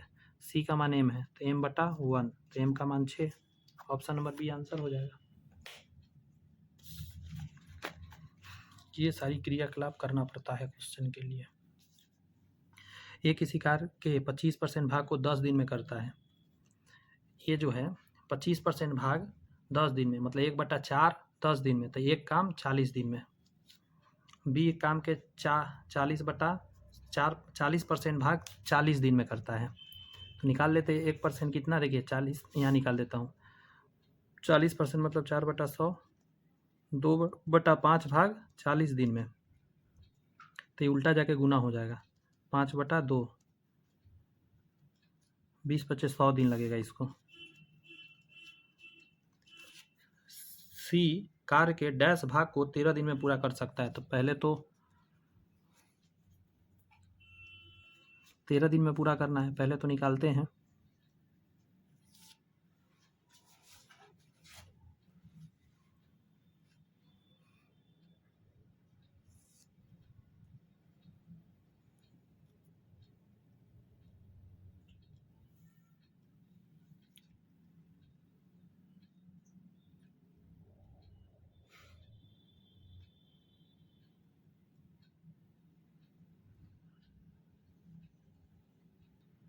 ये क्वेश्चन गलत है, यहाँ मिस प्रिंट है। सी कार्य के डैश भाग को 13 दिन में पूरा कर सकता है, इसमें से कौन सबसे तेज कार्य कर सकता है? यहाँ पे जो है छूटा हुआ है 1/3 भाग, ठीक है, ये छूट गया है लिखना। अब जब बनाएंगे तो इसको 40 दिन, इसको 100 दिन। अब जब सी का निकालिएगा तो 1/3 भाग कर रहा है 13 दिन में, तो एक भाग कितना दिन में करेगा, गुना हो जाएगा 13 39 दिन में। अब देखिए सी करेगा 39 दिन में, बी करेगा 100 दिन में, ए करेगा 40 दिन में। पूछा है क्वेश्चन कौन सबसे तेज काम करेगा, तो सबसे तेज 39 दिन में ही खत्म कर देगा सी, तो सी सबसे तेज करेगा, यही आंसर हो जाएगा। क्वेश्चन में थोड़ा मिस प्रिंट था, मैं 2 पल के लिए सन्न रह गया कि ऐसे कैसे क्वेश्चन पूछ दिया, अधूरा क्वेश्चन था। 19 फैक्टोरियल के 100वें स्थान पर कौन सा मान आएगा, तो 0 आएगा, क्योंकि फैक्टोरियल 5 के बाद जो भी वैल्यू आने लगता है उसमें सब में 0 लास्ट में आने लगता है, इसीलिए आगे सॉल्व करने का ज़रूरत ही नहीं है। फैक्टोरियल क्या होता है, जैसे फैक्टोरियल 3 को क्या लिखिएगा, 3 गुने 2 गुने 1। फैक्टोरियल 4 का मतलब क्या है, 4 गुने 3 गुने 2 गुने 1, 4 3 12 दूनी 24। फैक्टोरियल 5 जैसे ही लिखिएगा तो 5 आ जाएगा और उसके बाद 0 होना शुरू हो जाता है।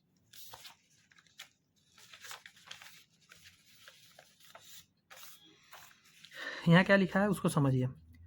12th कक्षा के पुनर्मिलन समारोह में 45 छात्रों में से 30 छात्रों ने भाग लिया, ठीक है। यदि समारोह में उपस्थित सभी छात्र एक दूसरे के हाथ मिलाते हैं तो हाथ मिलाने वाले छात्रों की कुल संख्या क्या होगा? इसके लिए आपको डायरेक्ट एक फार्मूला है, वो आपको याद रखना पड़ेगा। बात समझ में आई?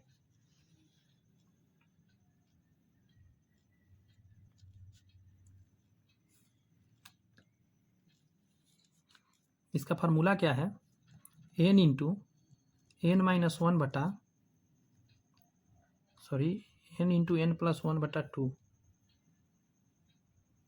एक मिनट रुकिए, नहीं माइनस होता है, हम ही कन्फ्यूज हो रहे हैं। 30 गुने 29/2 15 गुना करिएगा आ जाएगा 435। n into n-1/2। ये कैसे आया है समझ रहे हैं आप? एक बात बताइए मेरे को, हम 3 आदमी से जोड़ते हैं, ज़्यादा आदमी नहीं, 2 आदमी का नहीं, 2 आदमी भी खड़ा है, एक आदमी है, एक आदमी है और 3 आदमी खड़ा है। ये इससे हाथ मिलाया और ये इससे हाथ मिलाया, तो 2 व्यक्ति है तो कितना हाथ मिलाया गया, 1।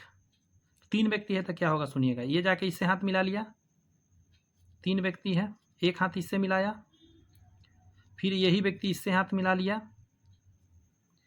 अब ये व्यक्ति किसी और से मिला पाएगा नहीं, ये व्यक्ति इससे मिला लिया है, किससे बच गया, इससे, तो इससे हाथ मिला लिया तो एक बार और हाथ मिल गया, मतलब इसने इससे मिलाया, इसने इससे मिलाया, इसने इससे मिलाया। अब इसका भी पुर गया, इसका भी पुर गया, इसका भी पुर गया, सबका पुर गया कि नहीं पुर गया? तो 1 2 3 बार हाथ मिलाया गया, 3 व्यक्ति है, 3 बार हाथ मिलाया गया। अब 4 व्यक्ति में सोचिए, इसने इससे हाथ मिलाया, 4 व्यक्ति है, इसने इससे मिला लिया, इसने इससे मिला लिया, इसने इससे मिला लिया, तो इसका तीनों से कंप्लीट हो गया। ये व्यक्ति जब है तो इसका एक ही से अभी कंप्लीट हुआ है, इससे हाथ मिलाएगा फिर इससे हाथ मिलाएगा तो ये व्यक्ति भी कंप्लीट। ये व्यक्ति का 2 से होइल है, एकरा से भेल है तो ये एक बार इधर मिलाएगा तो टोटल कितना बार हुआ, 1 2 3 4 5 6 बार, मतलब हाथ कितना बार मिलाया गया, 6 बार मिलाया गया। 4 व्यक्ति है तो 6 बार हाथ मिलाया गया, 3 व्यक्ति है तो 3 बार मिलाया गया हाथ। यही है, इस आधार पे काम चलता है इसमें, समझे।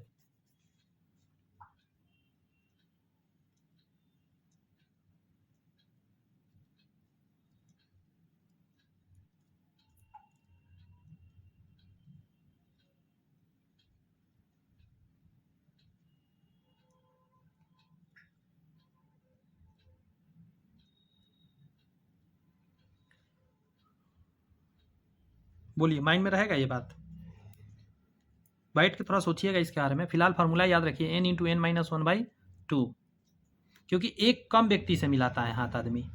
2 व्यक्ति में से 2 व्यक्ति खड़ा है तो एक ही बार हाथ मिलता है, 2 व्यक्ति है तो 2 बार हाथ नहीं मिलता है।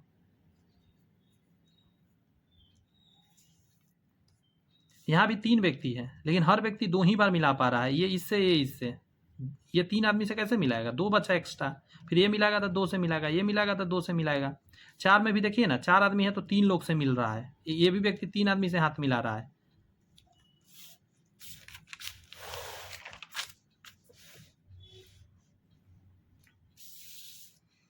यदि बहुपद इतना जो यहाँ से यहाँ तक दिया है को दूसरे बहुपद इतना से विभाजित करने पर इतना शेष बचता है तो ए और बी का मान बताइए। यानी आपको अब भाग देना चेक कर रहा है कि आपको भाग देने आता है या नहीं आता है, तो आपको भाग देना पड़ेगा ऐसा क्वेश्चन एग्जाम में आए तो। 3x² प्लस 4x प्लस 1 घेर देते हैं, 6x के power 4 plus 8x 3 plus 17 x² plus 21x plus 7। सबसे पहले पहला से पहला को मैच कराइए, 3 दूनी 6 होता है ना तो 2 लिख लीजिए, x 2 है यहाँ पे 2 और चाहिए तो x 2 लिख दीजिए। अब इससे पूरा में गुना करिए तो 6x के पावर 4 प्लस 4 दूनी 8 x के पावर 3 और यहाँ जाएगा प्लस 2x²। चिन्ह हमेशा चेंज करिएगा, जो कटने वाला उसको काट दीजिएगा। इस 17 में से 2 गया तो 15x² आ जाएगा प्लस 21x उतार लीजिए। अब देखिए 5 बार में तो प्लस 5 लिख लीजिए और x² तो ऑलरेडी है ये है, तो 5 3 15x² प्लस 5 चौका 20x और प्लस 5। चिन्ह चेंज करना जरूरी है, इससे ही काट दीजिए। इसमें से घट के क्या आ जाएगा आपको, x आ जाएगा और ऊपर 7 था, यहाँ पे 7 में से 5 गया प्लस 2 आ जाएगा। बोला है ax प्लस b, तो यहाँ 1 है ना तो a का मान आपका 1 आ गया, b का मान 2 हो गया। ए का मान 1, बी का मान 2, ऑप्शन नंबर सी आंसर हो गया 92 का। भाग देने आएगा उनसे बनेगा, जिनको नहीं है उसका काम खराब हो जाएगा। आर साइन थीटा 7/2 और आर कॉस थीटा इतना, तो आर का मान कितना होगा। अच्छा सॉल्व करते हैं।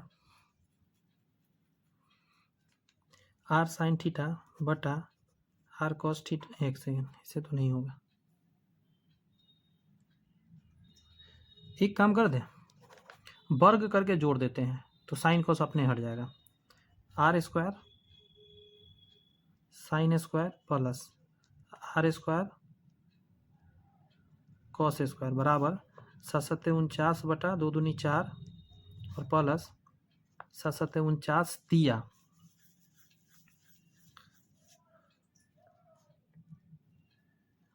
147 बटा 2 दूनी 4। साइन r² कॉमन ले लेंगे तो साइन² प्लस cos² बचेगा 1 हो जाएगा, यहाँ पे आ जाएगा 4 9 9 7 16 के 6 हासिल 1 4 4 8 1 9 196 आ जाएगा। ये तो कट जाएगा मतलब 1 हो जाएगा, स्क्वायर हटेगा इधर रूट चढ़ेगा तो r बराबर क्या आ जाएगा 14/2 7। फाइनली आंसर आ जाएगा ऑप्शन नंबर सी।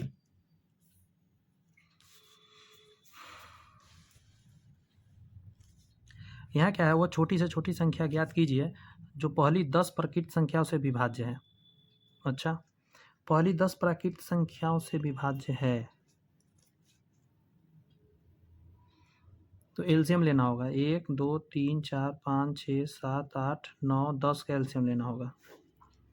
सबसे पहले हम लगा देते हैं 2 से, वो ये 1 हो जाएगा, 3 बचेगा 2 5 3 7 4 9 5 5 से लगा देते हैं 3 2, ये 1 हो जाएगा 3 7 4 9, ये भी 1 हो जाएगा।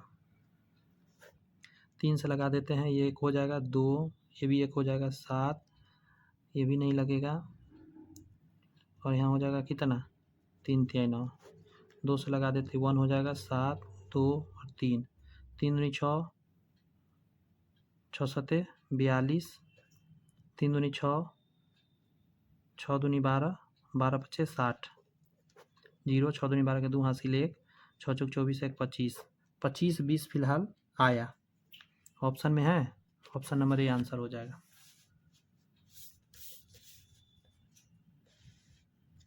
यहाँ क्या है, यदि एक वृत्ताकार रास्ता का बाह्य और आंतरिक त्रिज्या 2a और b है तो इसका क्षेत्रफल क्या होगा।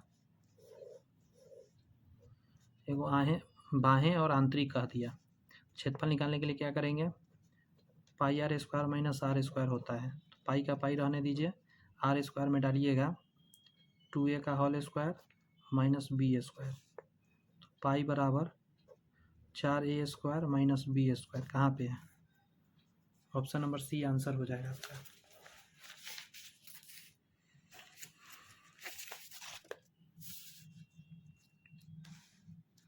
यहाँ पे है यदि x का मान इतना, y का मान इतना, z का मान इतना, तो x y y z z x का लघुत्तम समावर्तक। तो पहले x y निकाल लेते हैं। x y कहने का मतलब x y का गुना, समझे।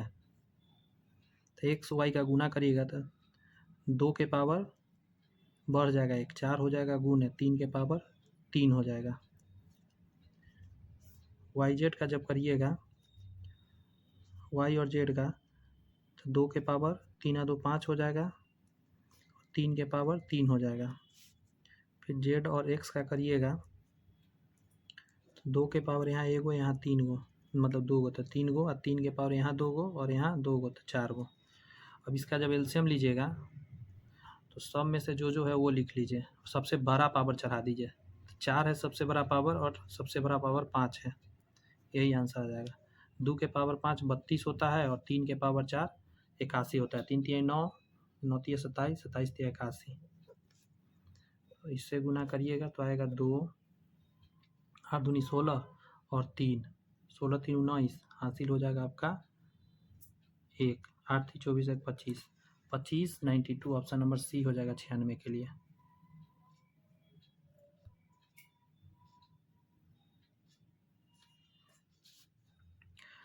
आंकड़ा इतना इतना इतना की माध्यिका ज्ञात कीजिए।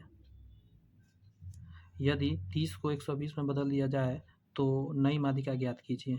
दोनों माध्यिकाओं का माध्य क्या होगा। अच्छा, तो सबसे पहले अब इसको अरेंज करना होगा हमको बढ़ते में। देखते हैं 20 30 है तो 20 लिखेंगे, फिर 30 लिखेंगे, फिर 40, फिर 50, फिर 1 मिनट, 20 कै गो है एगो, 30 कै गो है एगो, 40 एगो, 50 लेकिन 2 गो है, 2 बार 50 लिखिएगा, और सॉरी 2 बार तो हो गया।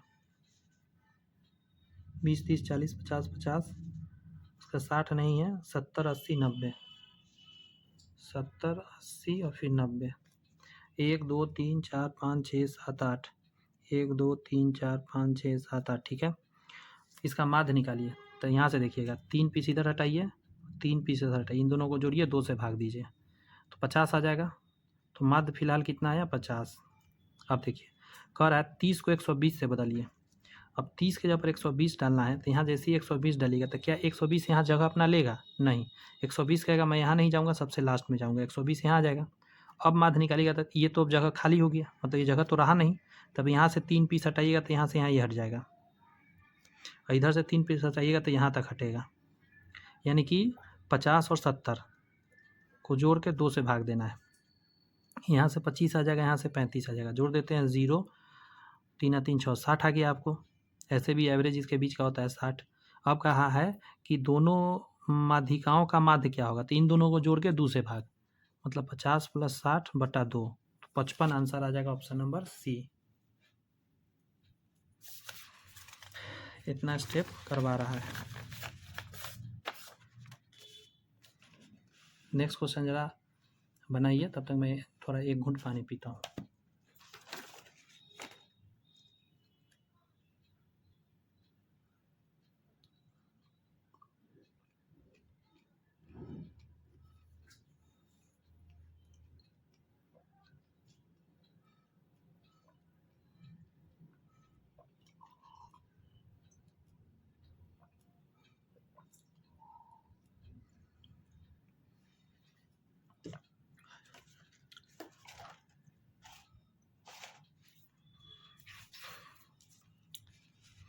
यहाँ लिखा है वो बड़ी से बड़ी संभव लंबाई ज्ञात करिए जिसकी उपयोग इतना मीटर, इतना मीटर, इतना मीटर और इतना मीटर की लंबाई को सटीक रूप से मापने के लिए किया जा सकता है। बस ऐसा क्वेश्चन जब भी आए आपको सभी का क्या करना है, एक रूप में बदलकर और उसका निकालना होगा आपका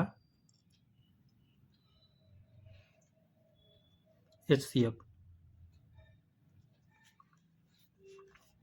7 मीटर को आप 700 लिख सकते हैं सेंटीमीटर, 300 सेंटीमीटर, 850 सेंटीमीटर, 1295 सेंटीमीटर।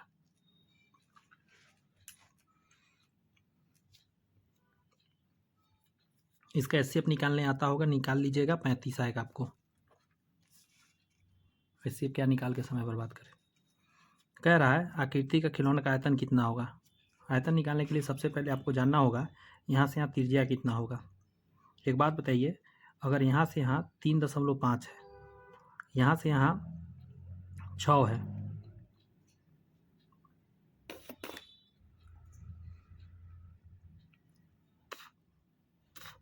तो ये भी 3.5 होगा। कॉमन सेंस लगाइए, क्योंकि जितना यहाँ त्रिज्या होगा उतना ही यहाँ होगा। तो आपको अगर शंकु का हाइट जानना है, यहाँ पे अगर मैं h लिख दूँ तो h निकालने के लिए आपको क्या करना होगा, 15.5 में से आपको 6 और 3 9.5 घटाना होगा। 0 9 6 15, 9 6 15, तो हाइट आ गया आपका 6। अब निकालना स्टार्ट करते हैं। सबसे पहले हम इसका निकालते हैं, 2/3 पाई आर क्यू होगा। इसका लिखेंगे पाई आर स्क्वायर एच होता है, plus 1/3 pi R square H होता है। सारे वैल्यू डाल के सॉल्व कर दीजिए। 2/3 22/7, आर का मान 3.5 गुने 3.5 गुने 3.5 प्लस 22/7, 3.5 गुने 3.5 गुने हाइट कितना निकाला है मैंने 6, प्लस 1/3 22/7, 3.5 गुना 3.5 और गुना, सॉरी इसका हाइट 6 है,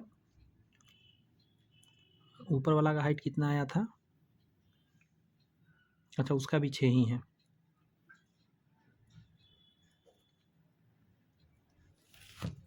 इसी को सॉल्व करना है।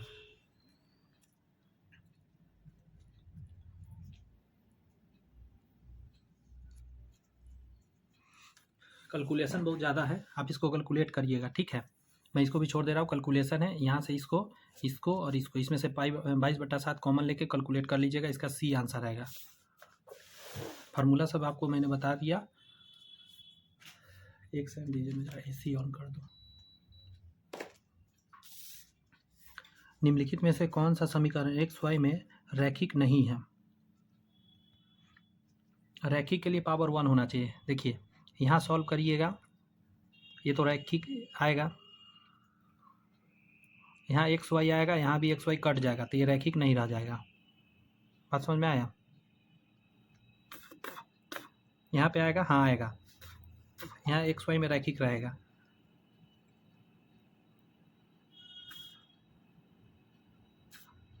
रैखिक मतलब पावर 1। 100 का एक बात बताऊं,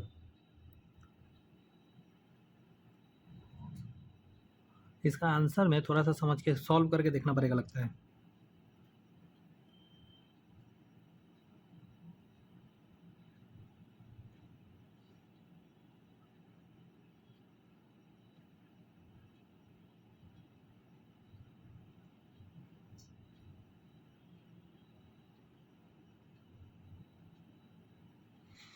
जानते इसका आंसर D होगा।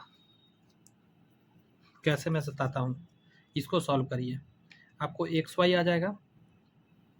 पहले रैखिक एक्स वाई का रैखिक समझते हैं, ए एक्स प्लस बी वाई, समझे, प्लस सी बराबर 0, ये होता है रैखिक समीकरण। इस रूप में आना चाहिए, ये इसमें आएगा, इस सभी में नहीं आ पाएगा। कैसे से देखिए, इसको सॉल्व करेगा, एक्स वाई आएगा प्लस एक्स प्लस 2y आएगा प्लस 2 बराबर 6। इसमें एक्स वाई अलग से आ गया जो कि नहीं आना चाहिए था, तो एक्स वाई में तो आया नहीं। इसको सॉल्व करते हैं, नीचे में क्या आएगा, एक्स वाई, समझे, यहाँ पे आ जाएगा Y plus 3xy plus x बराबर 0। यहाँ पे क्या आ गया, Y plus 3xy plus x बराबर 0, आ गया ना फिर से एक्स वाई, इसीलिए ये दोनों नहीं आया। लेकिन इसको करिएगा तो क्या आएगा से देख लीजिए, यहाँ गुणिया करिएगा एक्स वाई आएगा प्लस 6x आएगा बराबर एक्स वाई आएगा प्लस 10y आएगा। एक्स वाई से एक्स वाई कट गया, देखिए आ गया ना एक्स वाई के रूप में, इधर लाइएगा तो 6x प्लस 10y प्लस 0 बराबर 0। दिमाग में आया कुछ, इसलिए इसका आंसर डी जाएगा। एक से ज़्यादा है जो रैखिक नहीं है। एक पासे को लुढ़काया जाता है, एक सम संख्या आने की प्रायिकता क्या है, पासा में सम क्या होता है, 2 4 6 3 पीस, तो 3/6 यानी 1/2 आ सकता है, यही है प्रायिकता इसका। यहाँ कह रहा है यदि एक धनात्मक पूर्णांक n को 7 से विभाजित किया जाता है तो शेषफल 3 प्राप्त होता है। निम्नलिखित में से किस संख्या को 7 से विभाजित करने पर शेषफल 0 प्राप्त होगा। तो इसके लिए आपको क्या करना है, जो शेषफल आएगा ना, आपको देखना है इस 7 से कितना कम है। जैसे 4 कम है, समझे, तो आपको जो वैल्यू आना चाहिए वो आना चाहिए आपको n+4, जो कि ऑप्शन नंबर ई हो जाएगा। n+4 होता तो आंसर हो जाता। एक शंकु के ठोस छिन्नक की ऊंचाई इतना है। छिन्नक कैसा होता है, कुछ इस टाइप का होता है आपका। ऊंचाई आपको 8 दे दिया है। यदि इसके निचले और ऊपरी सिरे की त्रिज्या इतना है, मतलब छोटा वाला 3 है और बड़ा वाला 9 है, तो इसकी तिर्यक ऊंचाई ज्ञात करिए। ये निकालना है एल। यहाँ 90 डिग्री बनता है, तो यहाँ से यहाँ का दूरी क्या हो जाएगा, 9 - 3 हो जाएगा, यस और नॉट। और ये 8 है तो ये भी 8 हो जाएगा। अब आराम से निकालिए ना, तो रूट अंडर क्या हो जाएगा, 8 का स्क्वायर और प्लस 9 में से 3 गया 6 का स्क्वायर, 8 × 8 = 64, 6 × 36, तो रूट अंडर 100, 100 के लिए 10 आ जाएगा, ऑप्शन नंबर बी। यहाँ का रहा है इतना का ऋण दो समान वार्षिक किस्तों में चुकाया जाना है। यदि ब्याज अर्धवार्षिक रूप से 8% प्रति वर्ष की दर से संयोजित किया जाता है तो प्रत्येक किस्त कितना होगा। स्टार लगाइए, स्टार लगाइए, स्टार। किस्त वाला क्वेश्चन बहुत इंपॉर्टेंट होता है। समझिए बात क्या कर रहा है, इतना रुपए के 2 समान अर्धवार्षिक किस्तों में चुकाया जाना है। यदि ब्याज अर्धवार्षिक रूप से 8% प्रति वर्ष की दर से संयोजित होता है तो प्रत्येक किस्त कितनी की होगी। तो सबसे पहले अर्धवार्षिक दर है, तो रेट को तो हम आधा करना पड़ेगा हमको, 8/2 यानी 4% आ जाएगा। प्रत्येक किस्त मान लेते हैं कि ₹X का है, ठीक है, तो किस्त बराबर हो जाएगा आपका 8925 गुने 104/100 हो जाएगा, माइनस x गुने फिर से 104/100। कैसे होगा समझिए जरा। ये तो पैसा था टोटल, ठीक है, इस पर आपका सूद जो लगेगा वो 4% से, तो 104/100 लग गया। अब इसमें से पहला किस्त हटा देंगे हम, जो हम देंगे उस पर फिर किस्त लगेगा अगला साल का। बात समझ में आ रही है। देखिए 2 किस्त अगर आप दीजिएगा तो एक पर किस्त लगेगा, एक पर किस्त नहीं लगता है, समझे, उसी हिसाब से होगा। इतना का हमने लगाया तो इतना आएगा सूद, उसमें से पहला किस्त हटा दिया मैंने। अब जो वैल्यू होगा उस पर तो अगला बार लग जाएगा। इसको जब सॉल्व करिएगा यहाँ से तो एक्स का जो मान आएगा वो आ जाएगा आपका 4732। ठीक है, सॉल्व मैं नहीं कर रहा हूँ, सॉल्व थोड़ा सा लंबा है, कर लीजिएगा, ज़्यादा भी लंबा नहीं है। तो ये आपका आएगा 4732, यही आपका किस्त हो जाएगा।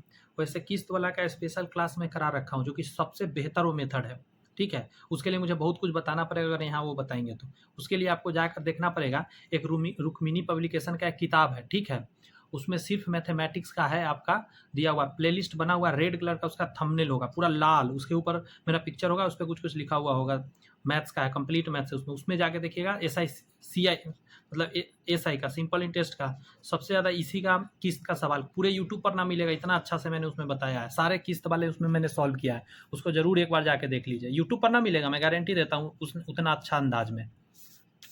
बड़े से बड़े टीचर ने भी किस्त को नहीं उतना अच्छा समझाया जितना अच्छा से मैंने एक्सप्लेन करके समझाया है। यहाँ पे है x log 10 और plus x plus Y minus Z बराबर इतना, तब x प्लस वाई बराबर 10 के पावर n, तो z का मान बताइए। बहुत तरह के बात कह दिया।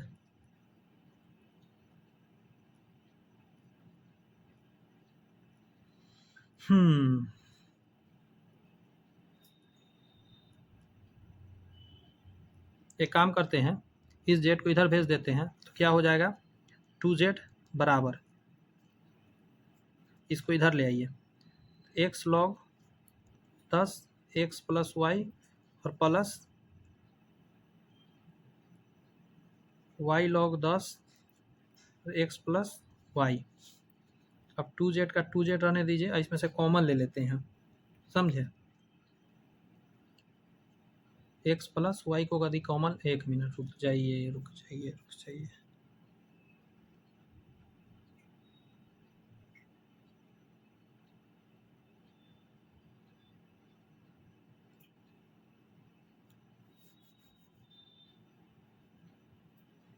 एक सेकेंड दीजिए।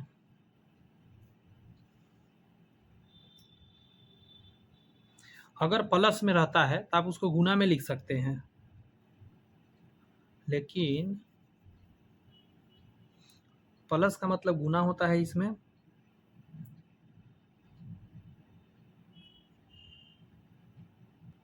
ये बेसिक से लेकर चलते हैं, जो इधर गुना में होता है ना इसका पावर में आप लिख सकते थे, यहाँ से इसको कट करके इसके पावर में लिख दीजिए, यहाँ से इसको कट के इसके पावर में लिख दीजिए। अब तो फ्री हो गए आप, log 10 यहाँ भी है, log 10 यहाँ भी है, और जो वैल्यू अंदर में है तो आप इस वैल्यू को क्या कर सकते हैं, log 10 इस वैल्यू को आप क्या उसको बोलते हैं, मतलब दोनों सेम चीज हो गया ना, बेसिक करना ही पड़ेगा, समझे। 2z बराबर log 10 का log 10 लिखिए, और आपको एक फार्मूला पहले मैं बता देता हूँ क्या होता है। log अगर मान के चलिए यहाँ पे है 10 और यहाँ a है और प्लस log यहाँ 10 है और यहाँ b है, तो आप इसको लिख सकते हैं log 10 और a, ये गुना b लिख सकते हैं, ये दोनों गुना हो जाएगा, ठीक है। तो ऐसा ही यहाँ log 10 रहने देंगे, इन दोनों को गुना करेंगे, मतलब x प्लस वाई के पावर में x और गुने x प्लस वाई के पावर में y। यहाँ के बाद एक बेसिक काम करेंगे जो आप शायद जानते होंगे पहले से आराम से, जैसे 2z बराबर हम लिख सकते हैं log 10 का log 10 रहने देते हैं, और बेस समान तो पावर जुड़ जाएगा, x प्लस वाई के पावर में x प्लस वाई हो जाएगा, और जो पावर होगा बैक में आ जाएगा, यानी x plus Y log 10 x plus Y, और यहाँ 2z है, 2z का 2z, x प्लस वाई का मान यहाँ दिया हुआ है क्या 10 के पावर n, 10 के पावर n, यहाँ जो पावर होता है पीछे गुना में आ जाता है, तो 10 के पावर n गुना n आ जाएगा, और log 10 और log 10 1 हो जाएगा, क्योंकि मैच कर जाएगा ना तो 1 हो जाता है। 2z 2 यहाँ से हटेगा, पावर में 2 आ जाएगा, मतलब बट्टा में, z बराबर क्या आ गया n/2 10 के पावर n, यही तो है n/2 10 के पावर n। आसान था, बस थोड़ा सा फार्मूला पता होना चाहिए था थोड़ा सा। अब यहाँ आइए, यहाँ क्या कर रहा है, इतना का महत्तम मान ज्ञात कीजिए, जबकि x वास्तविक संख्या है। जब भी आपको क्वाड्रेटिक इक्वेशन हो और महत्तम मान आपसे मांग दे, तो आपको पता होना चाहिए महत्तम मान कैसे निकालते हैं। अधिकतम मान के लिए एक फार्मूला होता है जो मैं यहाँ डाल देता हूँ, आपको पता होना चाहिए। मैक्सिमम वैल्यू के लिए होता है 4ac माइनस बी स्क्वायर बटा 4a, ठीक है। वैल्यू डालिए 4ac, a और c, यहाँ x के पहले होता है, x स्क्वायर के पहले a का मान होता है, तो गुने -3 लिखिएगा, और c का मान है 10 माइनस और -4 का होल स्क्वायर बटा के नीचे 4 गुने -3, 4 × 3 = 12 -120 और 4 × 4 = 16 बटा के नीचे -4 × 3 = 12, घटाइएगा -104 आ जाएगा ना, 16 4 20 होता है, सॉरी जुड़ जाएगा, तो माइनस 136/12, 12 × 12, 16, 12 × 12, कटने वाला काटिए, पहले रुक जाइए, 4 × 12, 4 × 12, 4 × 16, माइनस 34/3 आएगा, इसको करेंगे 11 × 33, 1/3, माइनस माइनस कट जाएगा, ऑप्शन नंबर बी आंसर जाएगा। यदि x के पावर 1/22 बराबर है तो x के पावर 3/22 माइनस 3x 5/22 को a के पदों में व्यक्त करिए।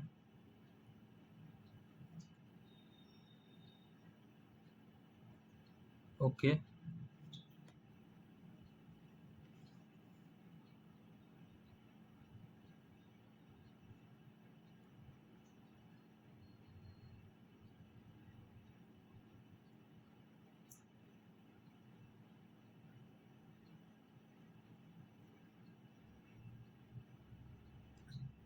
हम एक काम करते हैं,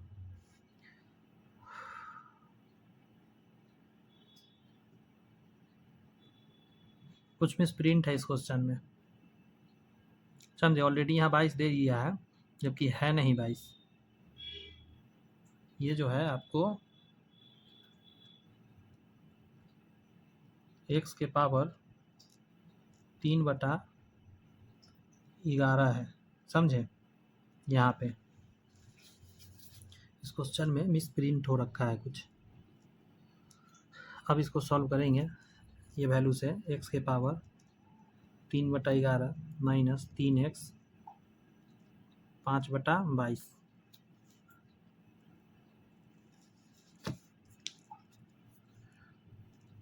ऊपर नीचे 2 से गुना कर देते हैं, हम कर सकते हैं ऐसा, 6/22 हो जाएगा, माइनस 3 गुना x के पावर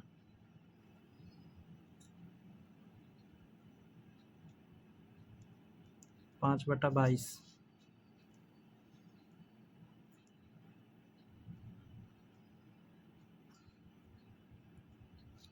इसको हम लिख सकते हैं x के पावर 1/22 के पावर 6 माइनस 3 गुना x के पावर 1/22 के पावर 5, ये लिख सकते हैं।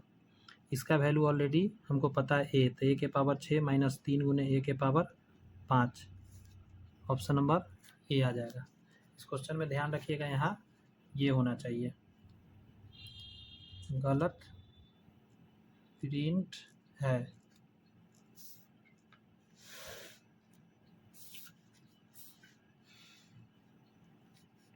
यहाँ पे एक तैराक स्थिर जल में 12 किलोमीटर प्रति घंटा की चाल से तैर सकता है, ठीक है। यदि एक नदी 2 किमी प्रति घंटा की चाल से बह रहा है तो तैराक को धारा के विपरीत दिशा में 6 किमी तैरने में 6 किमी विपरीत जाना है, तो इसमें से घटा दीजिए, ये रहेगा समय।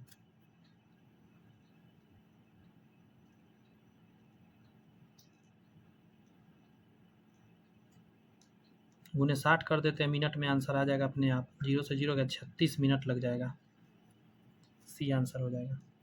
इतना का सन्निकट मान निकालना है, तो कैसे निकालेगा, 0.9 लिखिएगा, लॉन्ग डिवीजन मेथड लगाइएगा, समझे। सबसे पहले पॉइंट दीजिएगा, इस पर से 2 जीरो मांग लीजिएगा, अब आप जोड़ा लगाइएगा पीछे से,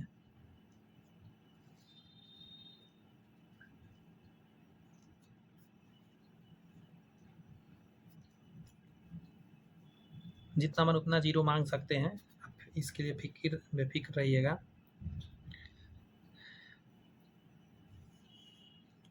नौ बार में लगाएंगे, 81 लगेगा, यहाँ 18 आ जाएगा, 90 फिर से आ जाएगा, 2 जीरो मांगिएगा, ऐसे करके आगे बढ़ाइएगा तो आपको आ जाएगा 0.94।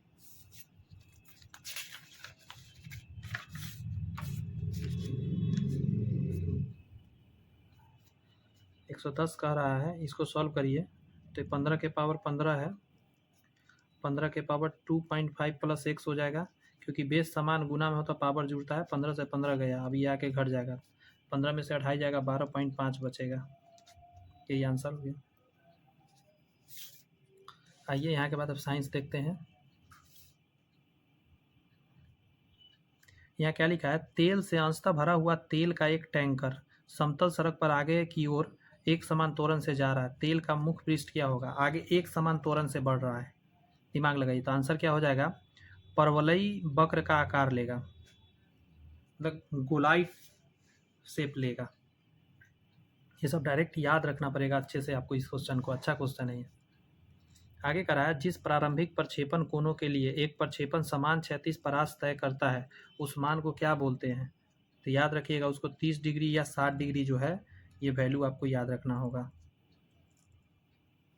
गति करने के लिए एक स्वतंत्र वस्तु पर बल लगाया जाता है। यदि बल का परिणाम व वस्तु का द्रव्यमान ज्ञात हो तो न्यूटन के दूसरे नियम से ज्ञात कर सकते हैं। क्या होता है, डायरेक्ट पूछा है न्यूटन के दूसरा गति से आप क्या निकाल सकते हैं। तो आंसर हो जाएगा वस्तु का त्वरण निकाल सकता है, क्योंकि आप फार्मूला F बराबर क्या जानते हैं, m है। तो ये और ये पता है तो आप ये निकाल सकते हैं।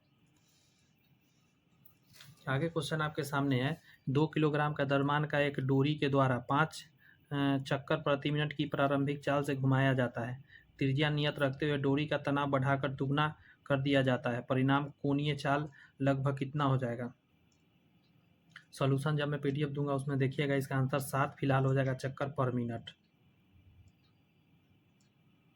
आगे है, यदि एक वृत्ताकार चकती अपने किनारे पर सीधे क्षैतिज पथ पर बिना फिसल लुढ़क रही है, उसकी घूर्णन गतिज ऊर्जा तथा स्थानांतरित जो गतिज ऊर्जा का अनुपात कितना होगा। तो आंसर क्या दीजिएगा आप, 1/2 होगा। सॉल्यूशन आपको PDF से देखना पड़ेगा इसका कैसे बना है, जो न्यूमेरिकल से। धातु के एक टुकड़े का भार वायु में 210 ग्राम है, पानी में 180 ग्राम है एवं अज्ञात द्रव में 120 ग्राम है, तब आप क्या कह सकते हैं। तो आप कह सकते हैं कि धातु का घनत्व 7 ग्राम प्रति सेंटीमीटर क्यूब है। सूक्ष्मदर्शी के अभिदृश्यक की फोकस दूरी क्या होती है। अच्छा क्वेश्चन है, याद रखिएगा। नेत्रक की फोकस दूरी से कम रखा जाता है इसका। संपर्क विधि में H2SO4 के निर्माण में प्रयुक्त होने वाले उत्प्रेरक कौन सा है। आंसर क्या दीजिएगा इसका, V2O5 हो जाएगा। ठीक है, इसको वेनेडियम पेंटाऑक्साइड बोलते हैं।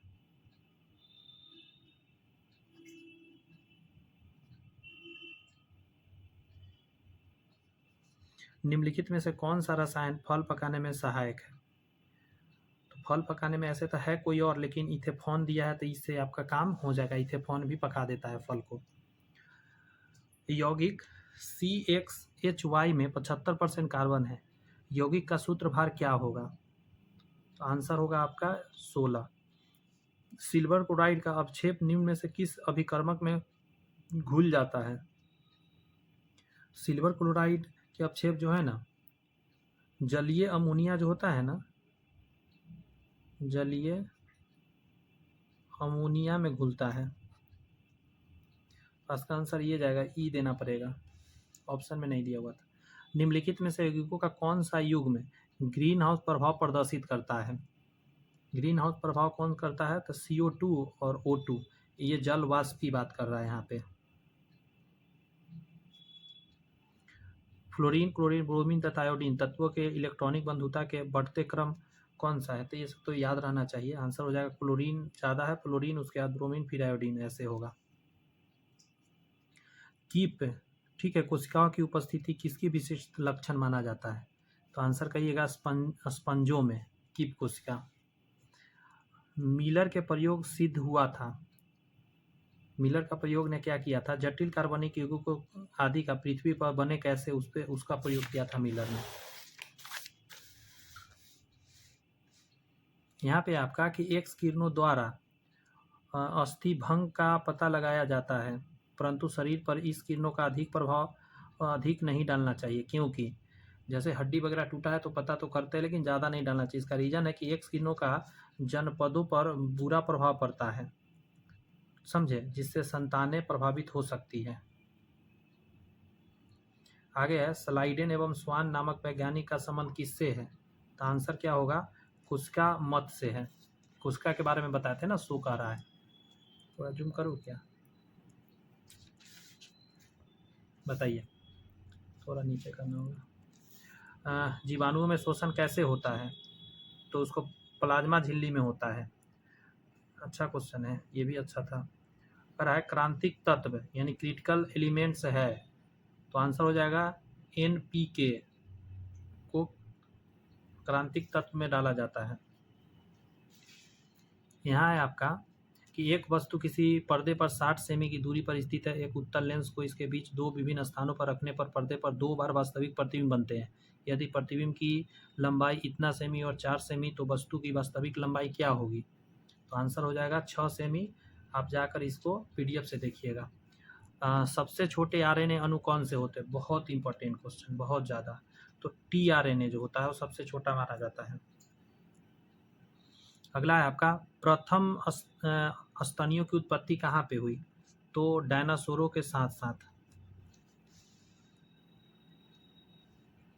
यहाँ कह रहा है कि पाचन से संबंधित निम्नलिखित में से कौन सा स्राव बीकर रहित होता है? तो आंसर दीजिएगा पित्त जो है सो। आगे है आपका कि चतुर्थन मलेरिया का कण है। आंसर क्या हो जाएगा?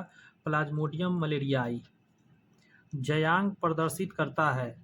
आंसर क्या होगा? संयुक्त वर्तिकाग्र एक संयुक्त अंडाशय। किसी अक्ष के परितः घूमते पिंड का जड़त्व आघूर्ण निम्नलिखित में से किस कारक पर निर्भर नहीं करता है?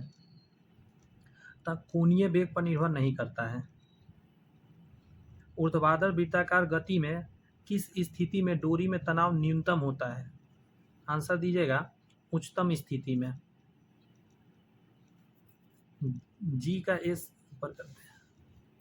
कह रहा है जी की एसआई इकाई तत्व की एसआई इकाई के बराबर होता है, जो कि डैश के बराबर होता है। तो आंसर दीजिएगा मीटर प्रति सेकेंड स्क्वायर।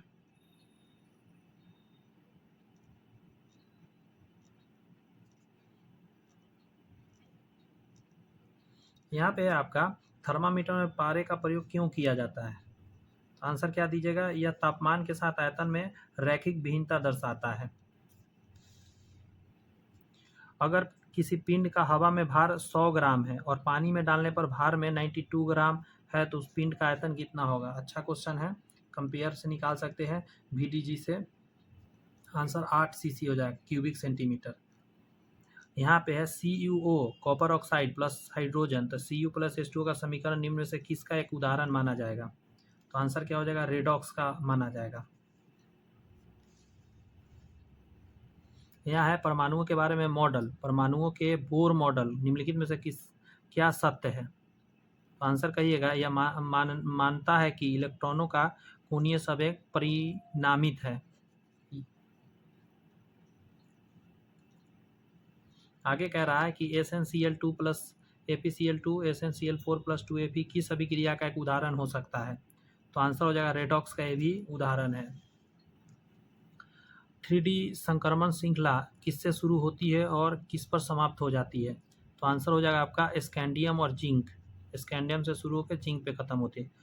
अच्छा क्वेश्चन है कि पिट्यूटरी ग्रंथि द्वारा स्रावित उस हार्मोन को पहचान करें जो जानवरों में प्रसव के दौरान गर्भाशय की चिकनी मांसपेशियों को सिकुड़ने के लिए प्रेरित करते रहता है। तो आंसर हो जाएगा आपका ऑक्सीटोसिन। यहाँ पे हाइपोथैलेमस की हार्मोन स्रावित करने वाली कोशिकाएं क्या कहलाती है? बहुत इंपॉर्टेंट क्वेश्चन है।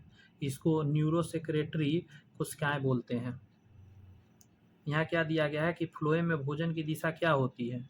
तो बहुदिशीय होती है, ज़्यादा होती है, द्विदिशात्मक कह सकते हैं आप। मध्य कोशिका कहाँ स्थित है? सॉरी, मध्य मस्तिष्क कहाँ स्थित है? ऊपर करके दिखाता हूँ। तो आंसर दीजिएगा हाइपोथैलेमस और पोन्स के बीच होता है। बहुत इंपॉर्टेंट क्वेश्चन है।